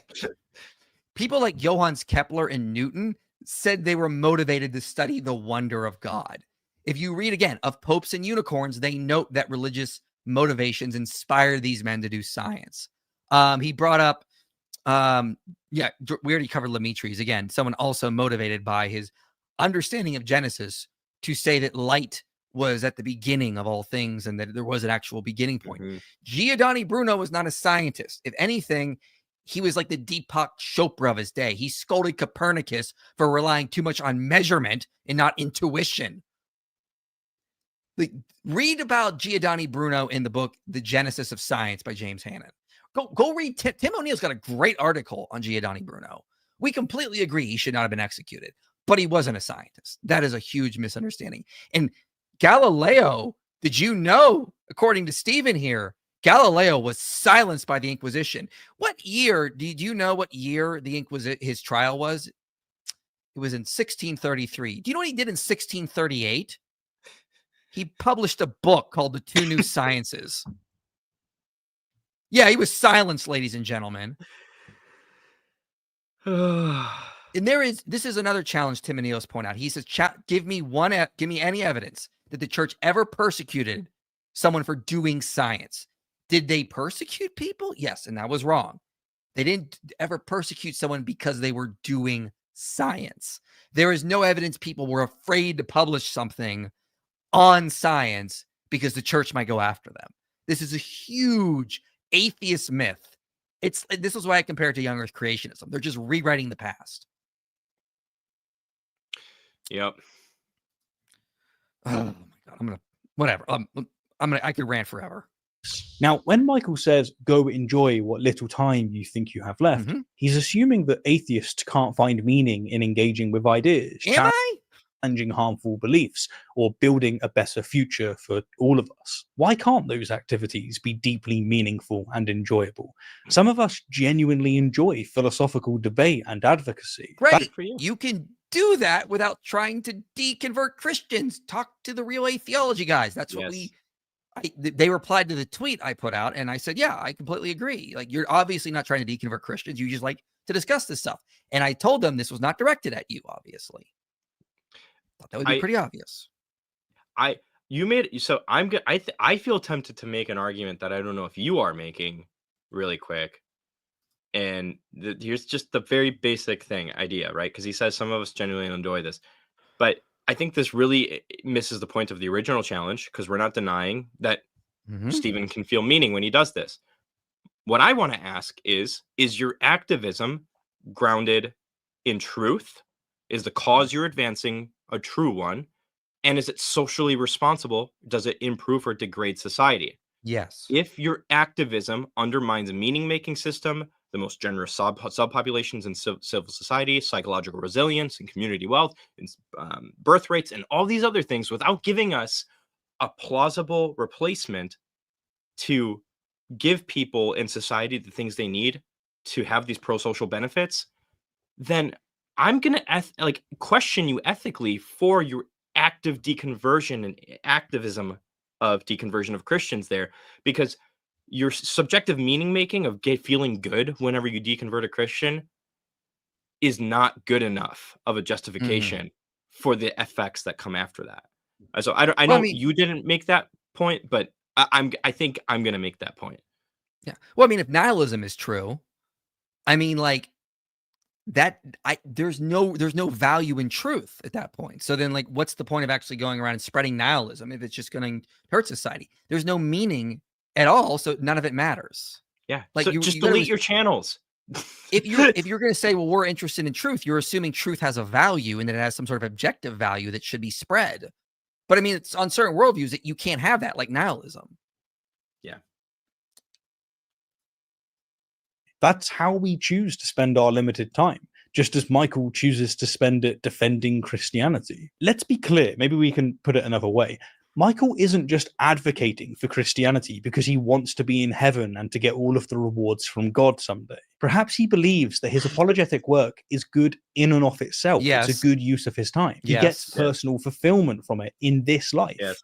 Well, the very same is true of atheist activism. If I can help someone question the harmful beliefs that their parents shove down their throat, perhaps by reading the verses from the Bible that their parents actually haven't read, then I've left the world a better place. That person might be less likely to trample over the rights of others, more likely to truly love their neighbor, regardless of that neighbor's beliefs or identity. Yes, if that Good was death. true. But again, when you deconvert people, you create more Christian nationalism, as we've already discussed. So Yes, no, exactly. you're not making the world a better place. This is contingent on you being right, and we've just destroyed that with actually showing you your own sources and several others. And on top of that, everything he just said, assuming that, like, yeah, there's definitely people out there that teach wrong views of the Bible that are harmful and all this other stuff, right? Guess what? Mhm. You can actively go against those things and maintain your Christianity, by the way. Right. Really crazy idea here. It's this concept called a non sequitur. Yeah, he keeps straw manning the argument. He accused me of straw manning, but it's like he just keeps straw manning. All right, let's get to his final paragraph. Oh man. Additionally, you won't accomplish anything worthwhile. You'll just convince more people to think like you, which doesn't amount to anything positive. If successful, you'll just create a society where we see higher rates of depression and authoritarianism and less charity work. If atheism is true and Christianity gives many purpose and meaning, then why actively work to remove that from people? You may say it's because you value truth, but you're assuming truth necessarily has objective value. If there is nothing beyond the physical, you can't assume truth has objective value or is necessarily useful. What should matter is what is best for mankind, and Christianity is good for humanity, as the research shows. So let Christians be happy, and you should go live the little time you think you have left, enjoying what you can. Do you really want to spend most of your time in front of a computer fighting with Christians? You won't. So thank you, British IP. I just want you to know that I will, next time I'm at the range, I will fire off a shot just for you, because I know you can't in that authoritarian hellhole. So just know I will do that for you. Accomplish anything worthwhile. Well, that's quite the assumption, isn't it? Michael presents this as a fact, but it's clearly just his opinion, and a rather condescending one. And That's right, folks. Calling the kettle black, man. That's right, folks. It's just my opinion. I didn't cite any research. And meanwhile, it's like Stephen is like it. You know the phenomenon of psychological projection. How is that not what's going on here? Like, oh, I'm going to cite all these baseless claims. I feel like I'm being gaslit by a toxic ex right now. I love it. All right, let's get back to this. Man, and like it's the irony of saying I'm condescending after posting this video. Like, wow, that's quite some guts you got there, buddy. And a very vacuous one at that. Remember those motivations for atheist activism that we discussed earlier? Promoting critical thinking, advocating for secular governance, combating religious harm, building supportive communities, defending scientific education. Apparently, none of these count as worthwhile, according to Michael. Never said that. That's a lie. So that's a straw man. What about the many people who have expressed gratitude for atheism? What's that? I was just going to say, like, it's not like, again, we can't do that and not actively deconvert people. Yeah. Many people who have expressed gratitude for atheist content that help them escape harmful religious environments. What about the advances in scientific understanding that came from challenging religious dogma? Yeah, apparently none of these count as worthwhile in Michael's view. And there's a stunning irony here, right? Michael's very own version of modern Christianity, which would be considered heretically woke by the standards of Augustine, Aquinas, or even Christians from a century ago, exists largely because of resistance to traditional Christian dogma from atheists, agnostics, and reform-minded believers. The Christianity Michael practices today has been shaped by centuries of pushback against religious authorities. He is an embodiment of why we do what we do. That's right, folks. Everything good that has happened is because of these great secular folk pushing it back against dogma. Gosh, dude. Meanwhile, when we leave Fantasyland, what do historians say? Secularism owes its existence to the medieval papacy. Humanism derives ultimately from claims made in the Bible that humans are made in God's image, that the Son died equally for everyone, that there's neither Jew nor Greek, slave nor free, male nor female. Repeatedly, like a great earthquake, Christianity has sent reverberations across the world. So, no, Stephen, your secularism came out of Christianity. It's basically the redheaded stepchild. You tried to divorce Christian doctrines from the beliefs you want or the values you want, but they're not going to work, as the collapsing birth rates just show. So, no, this stuff did not come about from people pushing against religiosity. It came out of the Christian tradition. This is just the facts at the end of the day. Man, he has a self slam, and I don't think he realizes that at the end either. Because he says wait, hold on, wrong slide. I'm so sorry. I'm such an amateur. Here we go. Okay. You sure are, yes. Okay. The own version of Christianity, blah, blah, blah, being blah, blah, blah. He's the embodiment of why we do what we do. Okay, I'm going to just really quick. What about our beliefs as heretical by like early church standards? I really want to know. I'm going to assume it's just the parts of our belief system that he doesn't know how to argue against. Then he claims that the version of Christianity we practice is a result of atheist activism, theological resistance, and Enlightenment secularism. I'm just going to put aside the historical simplification here. I'm just going to ask, does this actually help Stephen's case? No. Because he says that because Christianity was reformed over time, especially away from things like slavery, misogyny, and theocracy, it owes its progress to external pressure. But this then undermines his argument in two ways, because it grants that Christianity is capable of reforming itself in response to moral issues, and often from within. The abolitionist, suffragists, and civil rights movement all were internal, for instance. And it confirms that Christianity has gotten better, in other words, socially beneficial and less morally problematic. So even if its trajectory was aided by secular critique, its current form is still more good than bad. And that supports our claim that Christianity as it exists today is worth preserving for society's health, even if you don't personally believe in it. So again, it's like it hurt itself in its confusion. If I had a revolver, it'd be like the barrel's going to be bent back towards myself at this point. Again, I thanks again for the assist, because even if we grant all this stuff, it's just bolstering our case. But again, you get the point. I'm gonna stop yapping again. But no, you're good. You're good. None of this. Yeah. No, you're absolutely right. Yeah, these are just bad arguments, and we're about to see some more because he's going to do the same thing we saw a couple weeks ago. Just blame everything good on the Enlightenment. All the Enlightenment did everything good, which is just, again, another historical myth that historians have been trying to debunk for the past few decades. He doesn't support slavery like Aquinas did. He is not as misogynistic as what Martin Luther was. He isn't. Because, again, as Tom Holland notes, Christianity slowly changed the culture one generation at a time. So we would expect to see progress. Read a book. Oh my God. Also, read Aquinas. What does Aquinas use for his justification of slavery? I'll tell you, it's philosophy, not his faith.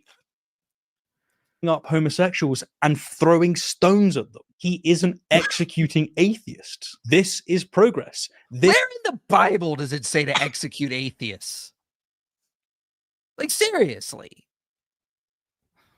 This is why we do what we do. Yet now, Michael benefits from all of these advancements while dismissing the value of continued criticism. That's right, folks. We benefit from everything Stephen has done for the world and the atheist activists. But by the way, guys, just so you know, the Enlightenment thinkers that modern atheist activists claim intellectual descent from, like Voltaire and David Hume, were totally complicit and profited off the slave trade. And Yes. Voltaire was an avid racist. Meanwhile, at the same time, Christians were the ones advocating for the abolition of slavery, the Quakers, the Methodists, and Congregationalists. But I mean, again, they were the ones doing all the good work in these time periods. Yes, these enlightened thinkers. To harmful religious beliefs. And worse, his very Christianity is predicated on Enlightenment values that reshaped Christianity to the degree that we see it today, which he now Racism. insists is actually Judeo-Christian values. The Judeo-Christian tradition has given us most of the things that we hold sacred today. But the good world that he wishes to uphold, that he praises, that he says is a good thing in life, is a product of atheism. What? It is a product of theological resistance. The irony here is palpable. He repeats his Yes, it is. It is. You're absolutely right, Stephen. That's the smartest thing you said this whole video. The irony here is palpable. Oh my gosh. The irony, sir. You are absolutely right here. I cannot even fathom going to an actual historian and say, yeah, the reason why we have all this good stuff is from atheism, pushing against religious dogma. I mean, this is like Reddit atheism come to life. And where are the sources? It's the feels, bro. My heart rate is actually elevated right now, by the way, Mike. Like, my resting heart rate's in the 50s and it's 85 right now. Yeah. I mean, as I pointed out earlier, no, this stuff comes from a 2 millennium long evolution in the West in which Christianity played a vital role. The traditional story that the history of human rights began in the Enlightenment of the later 17th and 18th centuries is becoming even harder to sustain. This is just a myth perpetrated by new atheists who are historically illiterate. The books just don't say this stuff. It's like he just read Steven Pinker or Hector Avalos and assumed they were authorities on this. And my God, they are not. His unsubstantiated claims that atheism leads to higher rates of depression and authoritarianism and less charity work, which we've already discussed. But then he makes a truly interesting move. He questions whether truth has objective value. Than, did I question if truth has objective value? It's no wonder Stephen really sucks at reading the Bible when he can't read this post right. I'm sorry, that was really mean. But seriously, I mean, come on, man. No, I said on an atheistic worldview, truth is not going to be the same as it is on the Christian worldview. Obviously, I didn't question if truth has let's just go on. This is fascinating. Michael is essentially arguing that even if Christianity isn't true, it's still better for people to believe in it because it gives them purpose. This is a remarkable position for someone who presumably believes that Christianity is true. It suggests that even Michael recognizes that the factual claims of Christianity may not stand up to scrutiny, so he's prepared a fallback position where... Fan, did I question... I'm losing my mind here. Did I question if Christianity was true or not? This is like psychoanalyzing on steroids. Oh, he thinks Christianity has utility. You see, he's questioning if it's even true or not. Like, talking about Mike, utility of something does not mean you're questioning the truth value of it. Mike, I believe that if you go to the gym, you'll get jacked. But I also believe that there's utility in you going to the gym because it's going to help build some mental fortitude and stuff. Does that mean that I don't believe that the gym is going to get you jacked? Absolutely. Yes, that's exactly what I also really love how you paused this on his kissy face. All right, enough of that. Let's move on. Enough of this nonsense. Let's get back to the hubris. This next part is horrible. It's still useful, even if it's false. But there's a deep problem here. If we accept Michael's premise that beliefs should be evaluated based on their usefulness rather than their truth, we open the door to all sorts of harmful thinking. Should we believe whatever makes us feel good, regardless of whether or not it's true? Should parents tell their children that their deceased pets went to a special farm where they can run and play forever? Should doctors tell patients that they're getting better even when they're not? Most of us recognize that in most contexts, truth matters. We want our beliefs to align with reality because that allows us to make informed decisions. I immediately thought of the placebo effect when he said this, because research has shown that if people think they're getting better, they're more likely to get better. If you tell them, no, there's no hope, it's over, the mental thoughts can actually affect the way the body operates in response to that. So he's assuming that, like, we should just always believe the truth regardless. Now, you can make sense of that on a Christian worldview, because in a Christian worldview, truth does have it's one of the highest things you should aim for. It's objectively valuable. If there is no God and all that exists is the natural or the physical, why does that matter? Why does the truth necessarily matter, especially if it's going to cause more harm to, like, let's say a certain truth claim is actually going to harm society. Like, what if we find out nihilism is true? I would want less people to believe in nihilism. Like, if we found the mysteries of the universe and nihilism was true, I would not become an evangelist for nihilism for obvious reasons. It's going to harm society. And if nothing ultimately matters, all I would want is for humanity to grow and achieve, because it makes me feel good and I get self-worth from that. But I mean, like, that's the basic point. He's assuming truth has objective value. Ironically, he's proving Tom Holland is right. He's assuming Christian motives and underlying principles, like that we should always aim for truth. But he's doing it in an atheist worldview. This is what one of Tom Holland's points is, that the way secularists just steal from the Christian background they came from. Yep. Michael is creating a special exception for religious beliefs, suggesting that they should be evaluated by different standards than other beliefs. Fan, did I say that religion should be evaluated by different standards? No, this feels like it's almost a Mott and Bailey at this point. Like, you're being more generous than I am. That's just a full-blown straw man. I mean, it's a full-blown lie. I never said any of this. He's you didn't. Like, And when Michael says what should matter is what is best for mankind, he's making a moral claim. But where does this moral imperative come from in his worldview? If Christianity is true, shouldn't what matters be what God commands, not what's best for mankind? Yeah, because I was talking about your worldview in the post, Stephen. Get it right. It's deeply ironic that Michael is borrowing from a consequentialist ethical framework that many atheists would actually embrace, while abandoning the divine command theory that would be more consistent with his Christian worldview. Finally... Okay, you can't be this stupid. Okay, I mean... I have slides for this. Go ahead. I mean, where did I say consequentialism is true? Like, I'm saying, if you're an atheist activist and you accept a consequentialist outlook implied in the post, this is what you should be acting like. Like, nowhere did I say, yes, consequentialism is true. There is no objective truth. Blah, blah, blah, blah. But what is he making things up at this point? Not only that, but he's just like, again, are we conflating normative ethics with meta ethics again? For sure. But so let me just, okay. This is like one of the sloppiest moves, if not the sloppiest thing he's done. So he's claiming that we are borrowing from consequentialism and abandoning the divine command theory and all this other stuff, right? One, there's no contradiction between saying Christianity is true and also arguing Christianity is good for society. Most truth claims, I'm going to actually, this is something I actually believe, by the way, and I can defend this if somebody wants me to. I think most truth claims ought to produce real world fruit if they align with human nature and in the created order. So we're just simply saying that Christianity, when lived out faithfully, actually works psychologically, socially, and existentially. That's something you would even expect to see, by the way, if Christianity was true, which the data shows you do see. You see? Second, he seems unaware that divine command theory is not synonymous with Christian normative ethics. Right. It has never been the dominant moral tradition in church history. From Augustine to Aquinas, the Christian ethical tradition has been teleological and virtue-based, rooted in the idea that human beings are created with an end, or a telos, in union with God and cultivation with Christ-like character. So, divine commands do matter, but they're expressions of divine wisdom and are grounded in God's nature, not arbitrary edicts.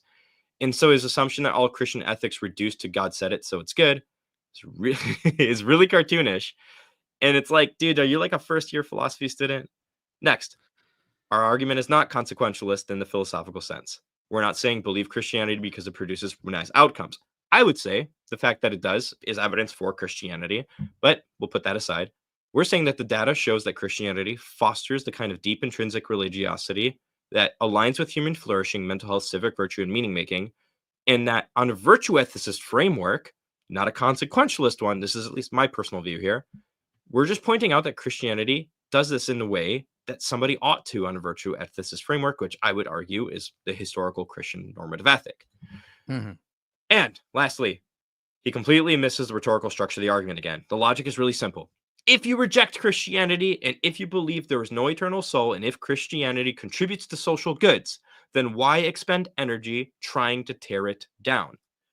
This is not a meta ethic. It's an argument strategy. And he adopts the same tactic throughout the video when he argues that if Christians really believed certain things, they'd be behaving differently. But when we do it, it's suddenly a betrayal of our own worldview, and we're heretics according to him. It's just like... It's bad.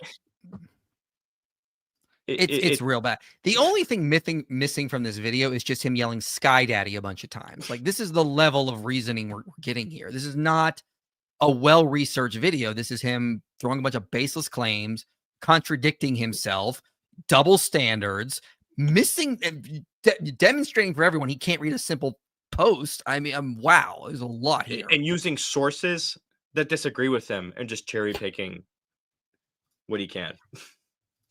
All right, let's try to finish this out. Yeah. Then we'll get to some super chats here. I'm done. Novel ends with a rhetorical question.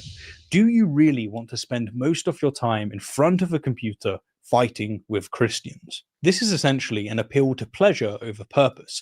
It assumes that atheists couldn't possibly find meaning or fulfillment in intellectual engagement and advocacy. But again, never said that. We've covered this. So, as we've seen, Michael's entire argument rests on a fundamental misunderstanding. Atheism isn't a competitive worldview. It's simply the absence of a belief in gods. Okay, there it is. There it is, Stan. Would Graham Oppie, Ben Watkins have debunked 1,000 times, atheism is a lack of belief. There it is again. But here's the irony, Mike. That's the point. The fact that atheism is not a worldview that plausibly replaces Christianity as a meaning-making framework is one of the reasons why you being an atheist deconverting Christians is a bad thing. Makes no You're sense. opening Absolutely. the doors for more authoritarianism if you do that. Thank you, Stephen. By defining atheism that way, you have refuted yourself again. You're just making it worse for yourself. Mm-hmm. An atheist's values, purpose, and sense of meaning come from other aspects of their worldview, perhaps humanism, perhaps existentialism, perhaps something entirely different. When Michael argues that atheist activism makes no sense, he's really saying, I can't make sense of atheist activism within my Christian framework. Yeah, I cannot make sense of the reason atheists want to actively deconvert Christians, other than the fact they have not studied the research. But that's not a problem with atheist activism. It's a limitation of Michael's imagination, his ability to actually understand those who he disagrees with, those who he frequently engages with.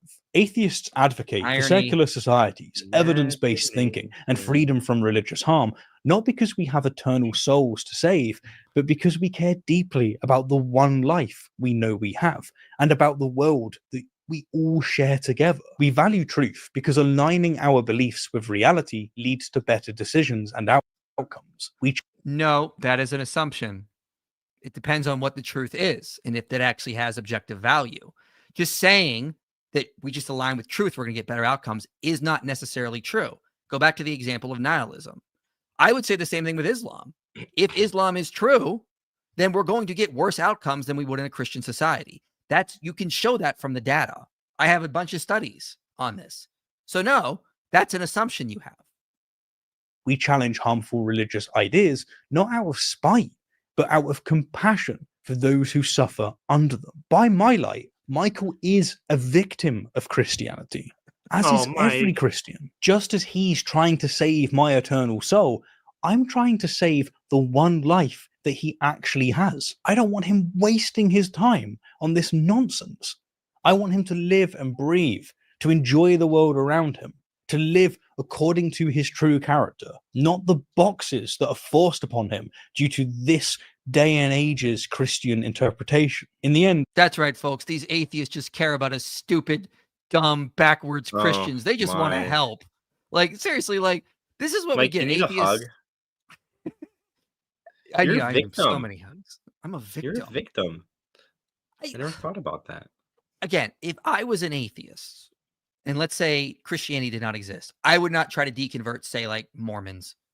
They're obviously happy. They have good, meaningful lives. Again, let me predicate this for Stephen.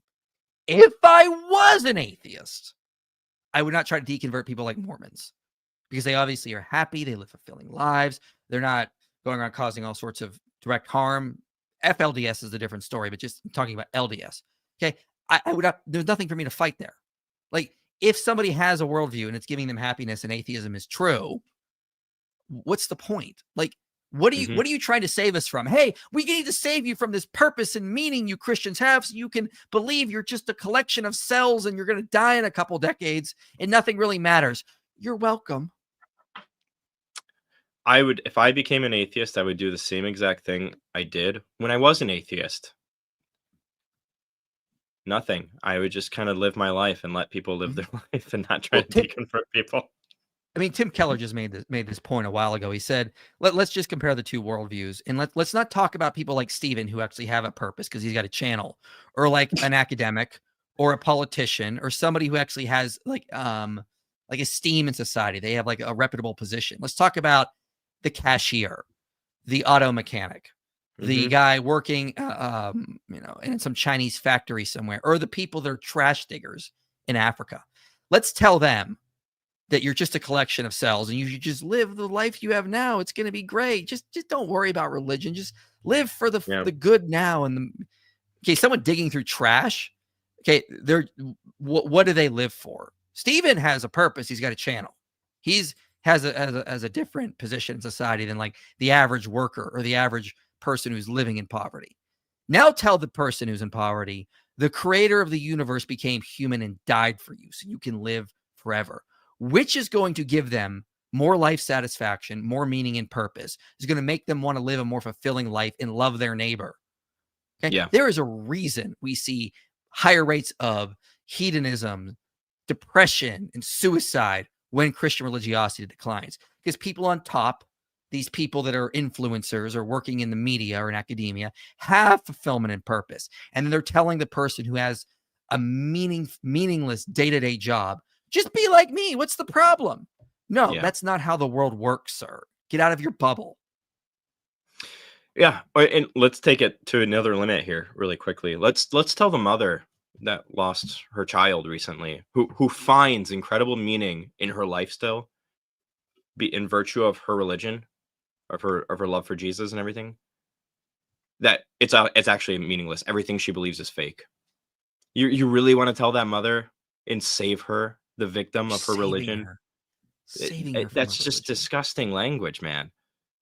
Yeah, they've not thought outside of their bubble. This is what's unfortunate when you give them this kind of people. Like, again, if you are just a regular guy working in a Chinese factory day to day, day in, day out, you're not going to be an influencer. You're not going to be a leader of a country. You're just another person in the crowd. Where does your purpose and meaning come from? Okay. There is a reason that the religiosity resonates with the poor more so than people that are in esteemed positions in academia and the like.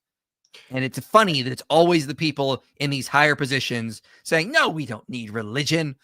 It's like they can't even understand what the average person is going through. What they're and that's the point, though. That's the existential security point. The people on the top have existential security. So it's like, why need that? And just anecdotally speaking, when I was a firefighter, I was an atheist. Incredibly meaningful job, you might think. And that was like one of the times where I was the most depressed because I was like, man, what's the point? Like, I'll digress. I'm just getting passionate now. All right, let's play a little bit more of this and then we'll get to super chats. And Michael's post doesn't demonstrate that atheist activism is pointless. It demonstrates that he hasn't seriously engaged with atheist thought beyond the most superficial level. And ironically, by posting such a weak argument, he's given atheist activists one more thing to respond to. So thank you, Michael, for the opportunity to clarify. No, thank yours. And no, thank you, Stephen. We really appreciate the video and you showing us the depth of research done by New Atheists and how you guys are able to read the basic reading comprehension skills of the like. I mean, like, man, you guys. And we're a victim of having purpose and meaning. It's horrible. Though those atheists need to save us because we're so dumb and yeah, it's like they refute themselves at the end of the day. All right. Ah, what a Final fun- words this was- before we get to super chats. No, I'm good. I got nothing. Yeah. Great stuff, by the way. I did look over your slides a little bit and I was like, this is good. But I had to get to some other things I was going to save myself for the surprise. So excellent research here from Than, ladies and gentlemen. Appreciate you doing that for me. Thank you. All right. When you say the ages and years in the Bible are exaggerated for symbolic reasons, what do you mean? For what reason are they not literal? See the video I did, Genesis 5, 900-year-old man. I explained it all in there. That'll cover it for you. Genesis 5, 900-year-old man is the title. You just search it on YouTube, you will find it. I mean, with the Nordic example, I could just say it's because they have no minorities, but that would be dishonest in looking at all the not looking at all the factors. That is a great point, Ezra, because that's the same argument that people like Amy Wax argue. They do these bivariate means comparisons where they say, oh, yeah, people where more minorities have more crime, but places like Vermont where it's more white have less crime. Odd coincidence? Yeah, it is. There's other factors that are driving those. You're a racist. But I mean, atheists will use the same reasoning, just swap out race with religion, and they think they're being sophisticated. Like, no, it's just bad reasoning, and it's bad when the atheist does it, and it's bad when the racist does it. What did you and Alex O'Connor talk about? Oh, the deep mysteries of the universe and why Than has a creepy mustache. Is he asking me that question or you? I don't know. Maybe you. I don't know. Oh, Alex and I. Maybe he's asking about for the Blessed God Summit. Alex and I talked about gospel reliability and Christology mainly together for a few hours. Yeah. Good. And how he's going to serve me beans and toast in the UK when I'm there in May. Why does he hate you like that? He's actually going to get me curry. I was making a joke at him. You're going in May? Is that when you're going? Yeah, end of May, I think it is. Oh, okay. Tell him he better reply to my email. Anyway, moving on. Is Than trying to become America's 30th state? Yeah. When is Diet Canada becoming America's 30th state? I have no idea what this super chat means. Yeah, okay. I was going to say, because it sounded like you got it. And I was like, now I feel really stupid. I don't get it either. Don't worry. I am just as confused as you are. Iron-spiring philosophy. Oh, I should have named my channel that. I'm annoyed. Iron-spiring. Man, that was a good name. Correlation equals causation in Norway. Love it. Missed opportunity 15 years ago. The sad reality is that many atheists, not all, just refuse to accept any kind of reason or evidence. They just dogmatically cling to Reddit posts. Yeah, that seems to be what happened here with this video. Like, I don't know how many times I've been blasting these books and these studies and they just ignore them. This is just another example. Thank you for the generous super chat. Hey, Ipia, since I'm releasing a vid tomorrow covering consciousness, NDEs, I watched your Irreducible Mind series. And I got to say, part 5, maybe the best video I've seen on NDEs. I'll be sure to link it for people to learn more. Thank you so much. Everyone go check out your video tomorrow here. So giving you a plug. So yeah, thank you for that. Some argue that the slaughter of the innocents in Matthew cannot be historical since there would have been open rebellion. Thoughts? Yeah, in a tiny town of Bethlehem. Like, yeah, Herod, who was known for doing crazy stuff like that. And there's other things in Josephus that does not mention other things that we know Herod did in Josephus's work in the life of Herod. So the argument from silence is not a good argument there either. Yeah, we're talking about, like, this is not like thousands of babies. This would have been maybe a couple dozen tops in a small town. Yeah. Could the high levels of anti-Semitism, especially in Eastern Orthodox circles, be used to demonstrate Christianity is harmful? What high levels of anti-Semitism? Yeah. Show me the sources. Because ortho bros online do not represent the general Orthodox population. Yes. And ortho bros, I haven't seen a study to say this, but I would not be surprised if there was a sociological study in ortho bros and a strong correlation between them and then alt-right authoritarianism. Mm-hmm. Stephen doesn't have the respect to study a topic well before making a video on it, often fails to grasp even the basic concepts, but thinks that it is okay to make a video on the subject. I mean, Yep. if he needs content, that seems to be how this came across. He just needed content, so he just made a quick video without thinking too much about it. I mean, Christians fight over real presence. Meanwhile, atheists attack each other and take away humanist awards for saying men aren't women. Yeah, Got him. Yeah, there we go. Good point, Kenton. Yeah. I forgot about that. Couldn't Christianity's claimed benefits from intrinsic faith be undermined by branches like Catholicism that structurally promote extrinsic religiosity via sacraments, obedience, and ritual? No, because the religious orientation scale is just more about how individual religious people identify. And people that are intrinsic religious do a lot of the extrinsic things. Yeah. But people that are extrinsically religious lack the intrinsic values that go along with it. You got to fix the volume level on Do We Got Him vid? Oh, I'll try to. Good point. I'll try to Make fix it that louder. for you.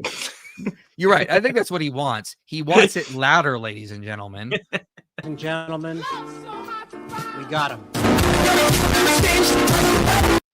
Ladies and gentlemen. All right. This reminds me of when atheists told me Jesus copied from Horace, then linked 2 articles saying otherwise. Yeah, they tend to do that. I don't. Yeah. Can you turn your YouTube videos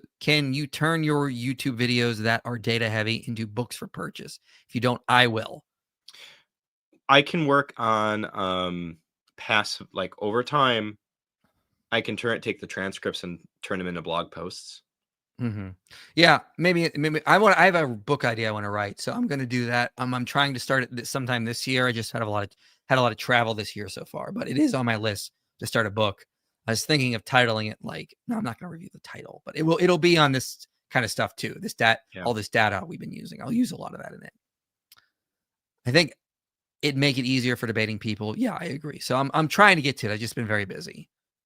When use A compatible with evolution, do you mean you believe in universal common ancestry? Yeah, we do. See my Genesis 1 to 11 series. It'll cover a lot of that stuff for you. What do you think the seed of the serpent is in the curse after the garden? The seed of the woman is Christ, but the seed of the serpent is the devil? I mean, the seed of the serpent is anyone who follows and gives their life to Satan through sin. That's kind of the point, I think, of Genesis. I don't have Genesis in the back of my head right now. Yeah, the seed of the serpent is anybody who rejects God and is now following the serpent. That's generally what the seed of the serpent is. This is all emotional argumentation, and his channel is called Rationality Rules. Yeah, it should be called Emotionality Rules at this point. It's not a phase. It's not a phase, Dad. Could God have created the universe fully formed like Adam and Eve, making it appear billions of years old despite being younger? Not saying it's right or wrong, just curious. He could, but then why are there fossils? Like, why are there fossils? Did God just put that in there? I could see him creating like tree rings, but why fossils? Why are there fossils in the ground? To give us fossil fuels. Heck yeah, America. Am I the only one who thinks the only logical conclusion to atheism is nihilism? What do you think? I don't think so. I think it's like logically possible to not be a nihilist and be an atheist. I would just say that it is, yeah. I would just say that religion or like theism is going to offer you the explanatory structures to not be a nihilist better than atheism could. You can also be an inconsistent atheist. Like you can believe in stuff that might be inconsistent with that. I mean, it just is. An anime called Orb is a Polish Inquisition fanfic. Anime called Orb is a Polish Inquisition fanfic. Cool beans. Anyway, Stephen wants you to read. Someone is here. I don't know. Stephen wants you to read the verses their parents haven't read. Is intellectually dishonest. He wants you to cherry pick verses rather than study the context. Point we often make when it comes to the Bible. Yeah. Cultural context and biblical context. Bro typed in best arguments against religion in the chat GPT and fed it data with our atheism. Pretty much. He looks like Shrek's thumb. Oh, I don't know what that means. Shrek. You know Shrek. I don't know what Shrek's thumb looks like though. I don't see the resemblance, but Hi, was Herod Antipas an Edomite, converts to Judaism? Do you think the Edomites were ultimately enemies of the Israelites? Was Job an Edomite? I don't know about Job. I think Herod was, because Herod the Great, I believe, was an Edomite. He was a Idumean, technically, is what he was. So yeah, I think he was, at least, I think partially. I don't remember exactly though, but I don't think they're the ultimate enemy of Israel. Sometimes in the Bible, the Edomites and the Israelites work together. So not the ultimate enemy. Ultimate enemy is, of course, going to be Satan. I mean, isn't the question about the value of truth an atheist question? No. It's a question we all have to answer. I don't see why it would be an atheist question, per se. I want to make a Google Doc compiling evidence for the good and the truth of Christianity. You didn't already make something like that, did you? Just checking. No, go ahead and make it. You got it. Yeah. I believe in you. Go through our streams and the videos and my debates. You'll get a bunch you can add to it. Go for it. Michael, please tell me you didn't mean that doctors should be allowed to lie to you about your health. No. That's not what I'm talking about. I'm talking about the status of it. I'm not saying they should, like, if you've got cancer, then they should not lie to you and say that you don't have cancer. I'm saying, like, they can add values to that diagnosis. Like, you have cancer, but you can get through this. We can beat this, that kind of stuff. Even if they believe, like, there is no hope, you should still be encouraging people to have a good outlook on life. So that's what I was talking about. I hope that clarifies what I was trying to get at. For example, when I was in the fire service, I've had people in a car accident or something like that with their guts literally like falling out of their stomachs before, and they're like, am I gonna die, and all this other stuff. And I'm just making sure that people aren't thinking about this at the moment and getting them happy as best I can, so I can treat them better and increase their chances of survival. Like, there is stuff like that you should be doing when you're doing medicine. That's a good point. I mean, you got to think of it like, Dan's example. Like, the worst thing he could have said is like, well, your guts are out. You probably got about a 50-50 chance. I mean, I wouldn't hope too much. I mean, like, let's flip a coin. No, that's not what you're going to do in that situation. Yes. Like, doctors can do similar things. Another example is a car accident where you have a husband and wife or something. And real story. Husband's dead, and I'm treating the wife. And the wife asks, where's my husband? It's okay to say he's right behind us. While you're treating her. The last thing you want to tell that lady in that moment is her husband's dead. Yeah. So no, I'm not saying lie. I'm saying there are values you can add, and there are principles you can utilize when it comes to things like this. So thank you for asking and allowing us to clarify. Thank you, Internet Protocol and Thanos, for your work. Why do you get a cool name and I'm Internet Protocol? Why can't I be like Ip Man? Remember the old Ip Man? Yeah, Ip Man. It was these old, like, I think Japanese, like, martial art movies. Ip Man. Yeah. Helping people to not just ignore faith difficulties, but to face them and resolve them. God bless. Well, you're welcome. Thank you for the very generous super chat. Thank you. Here's my donation to the Thund. Appreciate all you do with your content. Your content has brought to me to questions about my belief. Keep it up. Thank you. Appreciate it. Thank you. And again, the best. Thank you so much for the super chat. If anyone's interested, the best way to donate is the link right below, inspiringphilosophy.com/give. You have the wrong thing up. What do I have up? Oh, yeah. StreamYard's doing that. It's weird. It's like if I don't remove a video clip, it won't let me go to a tab. I noticed that. Yeah. Here's the actual link: inspiringphilosophy.com/give. If you become a monthly donor, it helps Than go full time so we can do more streams and videos. So please click the link below. We need the support more than ever right now. So please help Than feed his family and go full time. How can I demonstrate that the practicality of Christianity isn't evidence of the truth? Also, does Luke Acts allow for a Galilee resurrection appearance? The second one's easier to answer. Yes, because Luke says in the opening of Acts that Jesus appeared for 40 days in the wilderness, or 40 days to his disciples. So plenty of time for that. Yeah, he does a time jump in the end of his gospel. As for the second question, how can I demonstrate the practicality of Christianity isn't evidence of its truth? Just by saying that. Yeah. My book on my Theodicy will actually offer a really cool way for you to do this as well. It's gonna it uses a lot of psychology in it to help with this kind of stuff. Good. That's good. Yeah, and I mean, it should just be. I don't know. It's just obvious. I mean, maybe you could even make an argument from the benefits of Christianity that it does support its truth. But I need to develop that before I think more. Oh, I have something like I'll show you one day. Okay. Does he even know how you became a Christian? I believe he's referring to you, Than. Is he? Are you asking about? Does Mike know how he became a Christian, or I think Steven? I think he's asking a rhetorical question about Stephen. Yeah, I don't think Steven knows anything about me. Maybe he does. No. I've asked him to debate me a few times on a few different topics, but he's always ignored me when I was exploring reality. Maybe he won't ignore me now. But Ooh, why don't we? I'll see what I can do. We'll focus on that. We'll focus on that more than me debating him right now, because I have a bunch of debates already planned for this summer. And when I debate him, it won't be till the fall because I got. yeah, so I'm much not planned. doing any debates until I'm done with the big projects I'm working on for sure, though. Yeah, we can plan for the late summer though. You'll be done by then. Oh right? yeah. Oh, Fall all right. probably. We're gonna do it. All right. Can salvation be lost? Is that the unforgivable sin? The unforgivable sin is denying, is like actively rejecting it. So I think, yeah, you probably could lose salvation if you actively reject it, walk away. And that'd be a way you were committing the unforgivable sin. Thank you for helping us see the truth of Christ. You're welcome, Gabriel. In your video, atheists don't get the Torah. Zach said God couldn't end slavery because the economy and starvation. Why couldn't God just make the food? Well, good question, Caleb. Very simple answer.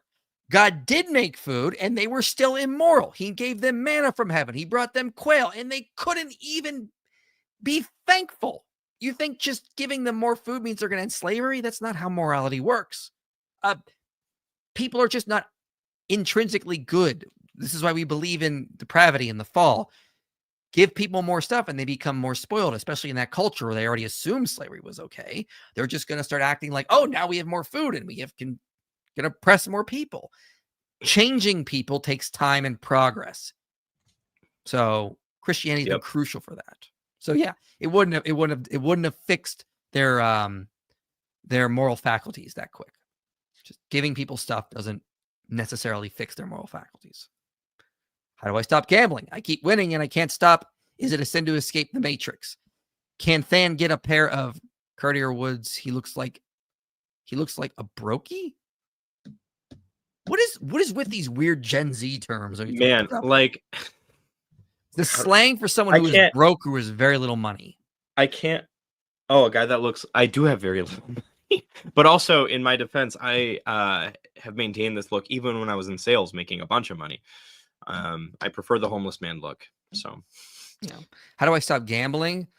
Get involved in a church. Get a church community to help you. We are to bear one another's burdens. You need to have people help you with this. So get in a church, let them know the problems, let them help you. Rationality Rules is to atheism as Ken Hovind is to Christianity. I mean, I wouldn't have said that before this video, but now I'm not sure I can deny that. Like, this was bad.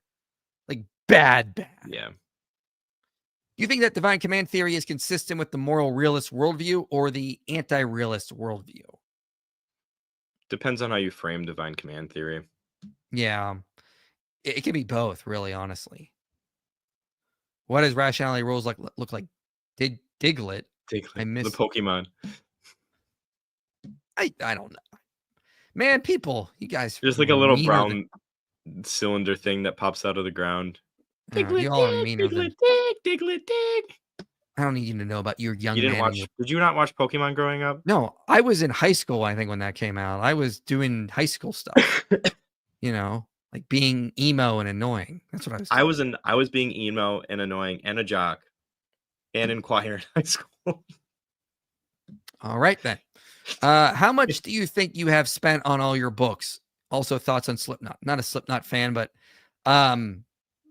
thousands at this point. Some of these books, like I've had to get books that are like $150 because I couldn't get them anywhere else.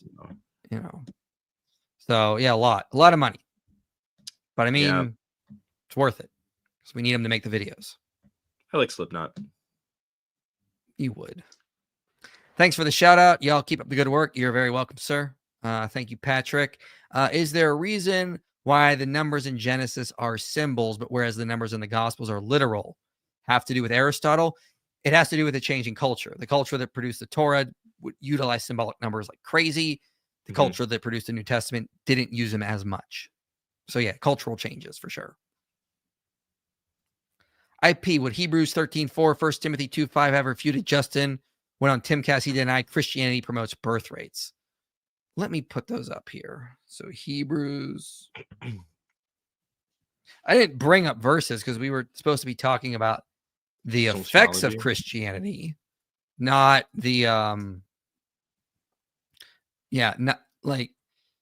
So Hebrews 13:4 is let marriage be held in honor among all, and let the marriage bed be undefiled, for God will judge the sexually immoral and adulterous. I mean, that's not talking about birth specifically. What about 1 Timothy 2? 15. Oh, childbearing. Yeah. I mean, it's encouraging childbearing, but I mean, like, yeah, it's not really that's a very hard verse to interpret. There are so many different Paul uses very weird language in there, so that's a problem. But what refuted him was quite simply the fact that he was lying. The Bible does not say don't have kids, as he claimed. And also we're looking at the effects of Christianity, not how we interpret various biblical passages, which completely undermine his whole point. How do you respond to when Ehrman says the gospel writers implemented the Old Testament prophecies about Jesus to make it look like Jesus fulfilled them in real life? Man, you watch my segment on Jubilee with Alex O'Connor on this, on the resurrection topic. It's just insane to me.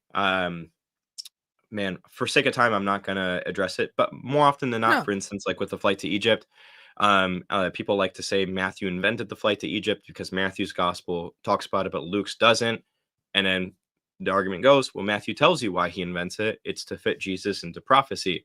But if you look at the prophecy that Matthew mentions, it's not explicitly messianic. I think what's probably going on here is Pesher, which is a type of midrash. And you can see this an example in the Dead Sea Scrolls. Do you have a video on this? Yeah, does the New Testament lie about prophecy? It came out back in January. So yeah, I talk a little bit about there and then typological fulfillment, basically. So check out that video, Patrick. I hope that helps. Anything else you wanted to say? No, that video will be fine. I didn't know you had a video on that. You are supposed to memorize all my videos. What have I told you? I have not. I don't watch videos in general. So. Yeah, I know. I the more I make videos, the more I read, and I just became a learner through reading. I used to learn through videos, and that's why I wanted to make videos, but now I learn more from reading. Mike, if you really want to explore psychology and how it relates with the Bible, I have the answers that humans don't. Reach out to me. My handle without the spaces at Gmail. I will try if I have the time. I'm very, very busy. Can't Than be my sales coach? Than, what did you sell? What do you mean? What did he sell? He sold his OnlyFans. Okay, he made millions selling OnlyFans. I actually coached on the regional level for a Fortune 500 company, and was very successful. Out of like 8,000 reps, I was in the top 5 constantly. So, and then he decided to come downgrade to inspiring philosophy. No, I am part of the apologetics multi-million industrial complex. The apologetics industrial complex we are all part of. You know, me living off scraps. me living in this house that's in the ghettos areas of Tucson, living by the railroad. I mean, like, oh yes, powerful stuff. Than, how do I increase my bench, and why did you quit sales? I'm the D2D king. Also, I'm gambling king. Also, I don't want to go to the lake of lava. There's a lot here. There's a lot so much to process. This is like when my kid asked me a question. It's like a million things at once. If you want to know how to increase your bench, check out the latest Mind and Body podcast. It's the organization I work with for when we're like with my fitness coaching and all that kind of stuff, and actually talk about this and the science behind it and the mechanisms on that. And if you want more information on that, you can hire me as a coach if you'd like to. No, don't donate so he doesn't have to do that anymore. Oh yeah, or that too. Why did I quit sales? I quit sales. This is a really long story short. Okay. I quit sales because I felt like God was calling me in ministry. And when I decided I did not want to be in public ministry, despite the call, a lot of things kind of came together. And then no matter what I did, I went from top 5 and say in my sales in the company to dead last. I almost got fired and ended up quitting. And that was pretty much my interpretation of God being like, yeah, no, you're going to be in public ministry, whether you want to or not. Yeah. I felt like I had something similar right before I started the channel. Like, you're not going to get a job until you post your first video, kind of thing. But I mean, that's just my experience. Yeah. Than, have you seen all the mind goblins lately? I don't know what this means. Foxy Grandpa has a very important question, and you need to answer it. They're in the other room right now, waiting for me. Powerful. My atheist friend is asking that question. And if you're a moral objectivist, then God wouldn't have outlawed slavery outright back then. That doesn't follow. No, circumstances do apply what is going to be the objective thing to do. As what we said on this channel before, it is objectively wrong for me to go in the woman's restroom, but it is not for a woman to. So circumstances apply in determining what the objective thing is. So it's permissible for God to allow something that is immoral if it's going to lead to a better outcome, because we're virtue ethicists. We take in consequences as part of our larger framework. We're not deontologists where we just reject it. It's implemented in a virtue ethical framework. Yeah. Is it really a sin if I'm winning on roulette? I just don't want to be a brokey and go to the lake of lava. Listen, I don't know. I mean, I think gambling is I have done poker games at like a friend's house where we put like $20 in.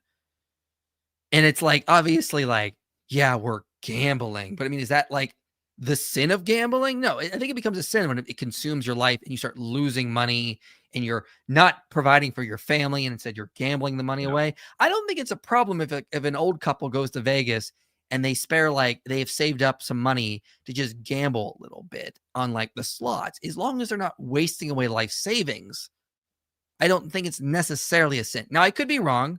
I've not looked too much at the sin of gambling. That's just my initial take. Than, can you read this next super chat?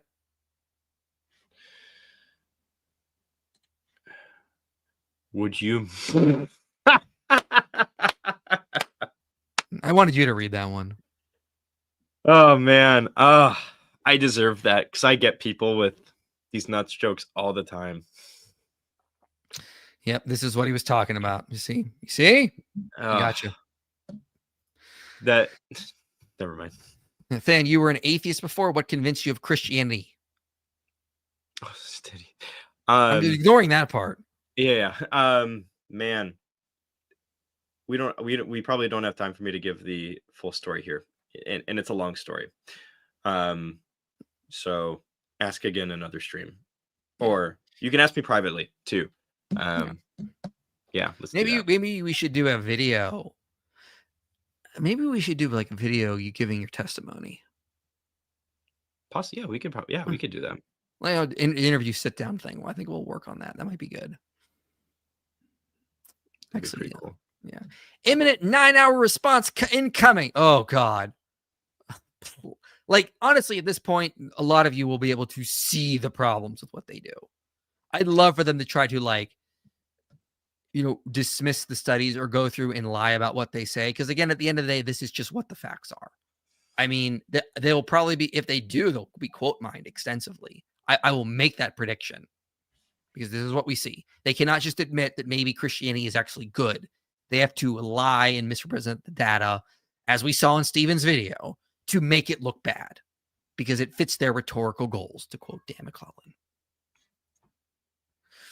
Did you ever have any interactions with Nabil Quresh before his passing? No, unfortunately, I did not. I was doing my own thing, and I was just like, I think when he passed, I was trying to not become an internet personality. I was trying to just do videos, privately. When did he pass? I think 2015. Yeah, I don't even think I was a Christian then.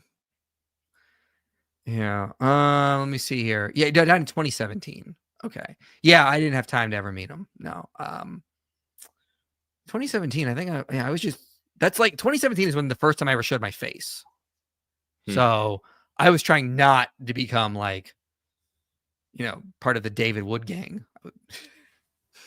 Now No, I it just wouldn't. am part of the David Wood gang. We both are now. My dog came to say hi. I can only kind of see him there. Possibly. There's a lot of bands I listen to that I just don't know the names of because most of my music listening is in the gym and I just have Spotify playing in the background. I'll look them up though, and I will get back to you on that. So thank you. Redeemed Zoomer collab when? I don't know. We'll figure it out. We'll try to get him I'm on here at down. some point. Then, what do you charge for private teaching? Where in Canada are you? Help me get ripped. Yeah, where in Canada are you?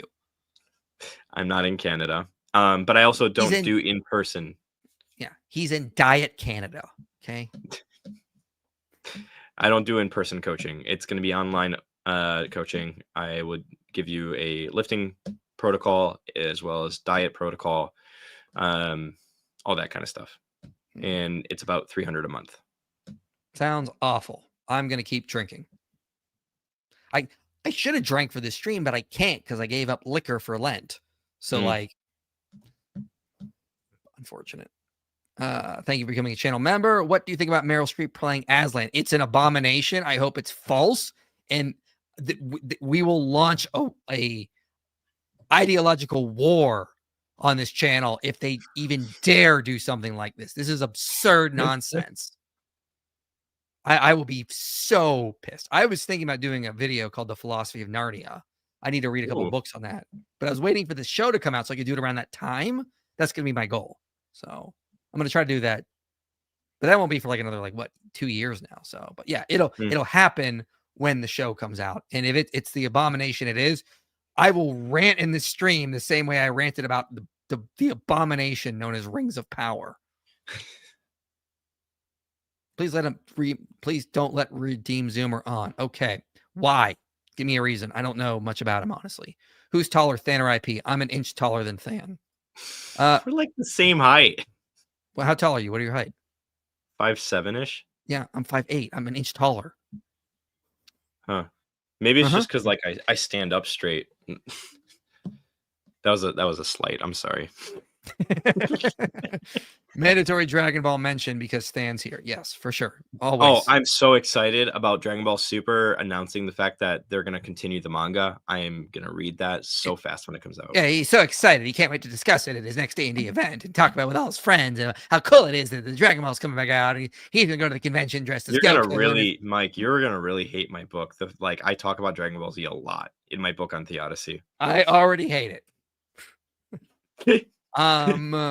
When am I coming to Brisbane? I will be in Brisbane the 13th of May to the 20th of May. And you look up Questioning Christianity. They're going to be taking me around to a bunch of events and things. Probably going to stream with them while I'm there. We may even live stream one of the events. So yeah, keep your eyes out for that. I will post about events too. But I believe it's May 13th to the 20th. I fly out like the 11th here, but I don't get there till the 13th because of time zone changes. And then I will probably be in London early June, like the 3rd and the 4th for Unbelievable events. We're getting those situated, put together. Possibly 2 discussions with atheists. But yeah, that's in the works too. IP, you should put Babytron song as your new YouTube intro. No. And is chugging Johnny Walker safe pre-workout. It has protein in it. Yeah, I agree. That's fine. It's a good Irish pre-workout. And if you are Irish, it will work just fine. If you're not, you're I have a fun memory in college. Back when I was an atheist, of my friends waterboarding me while I was bench pressing, but they were pouring whiskey over the towel. I don't know, just made me think about that. That sounds like a horrible thing. It was really funny. What horrible friends you have. No, I'm the one who said, you know what would be a really funny idea? That's what we did. Oh boy. All right. So closing this out. For those again who are interested, sign up to donate on the Inspiring Philosophy website. Again, it's down below, inspiringphilosophy.com/give. You'll get early access to the video coming out this Sunday on dating the Torah to have existed before Josiah. So if you're sick and tired of hearing people say that, oh yeah, Josiah wrote Deuteronomy or didn't exist before then, we're going to debunk that in that video. Comes out this Sunday for donors only. So sign up to donate. You'll get access to that video. Link is below. And I'll be streaming again Monday. Eric Manning and Hopeful Theism should be here. We're going to be talking about if Paul existed, because apparently that's now a hot topic among atheists. I know. Welcome to Crazy Town. Man. Do you go Lake of Lava if you're a brokey? No.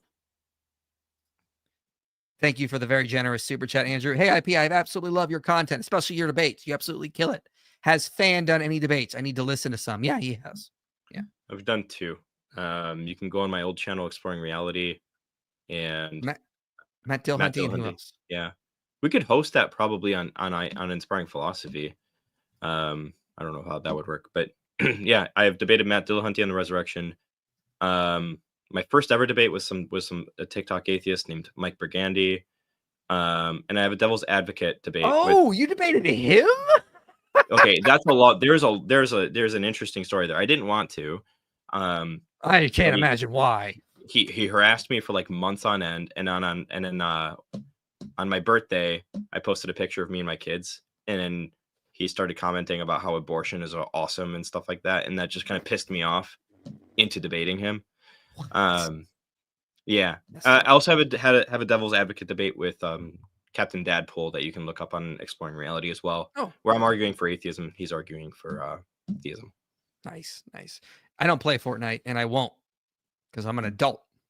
How do I not go to the Lake of Lava? Than is so hot. Yeah, it's hard, I guess, when you're lusting over Than. Oh, that's okay. I'll cover up. I'm sorry. How dare you, sir? How dare you? You're to release that content on your OnlyFans. That's the rule. All right. There. We've been going a half hour longer than I usually like, so we're going to close this out. Again, I'll be live Monday, 8 Eastern, as I always am. And again, sign up to donate. You'll get access to the video coming out this Sunday. And I'll be closing, and Nerdy Than will be closing as well. Someone grab a screenshot of this and send a super chat next time. Nerdy Than, look at that. Perfect. That's perfect. Hold it. Good. All right. They got the screenshot, I'm pretty sure. All right, guys. Thank you. Than is an alpha. All right, let's close this out. See you guys next time. You made it to the end of this video, which means this message matters to you. If you want to see more content like this reaching people for Christ, you can help make it happen. Your support makes these videos possible. Click the link below and donate today. And if you want to go even deeper, consider joining our Patreon community. You'll get early access to videos, behind-the-scenes content, and a place to connect with others passionate about this mission.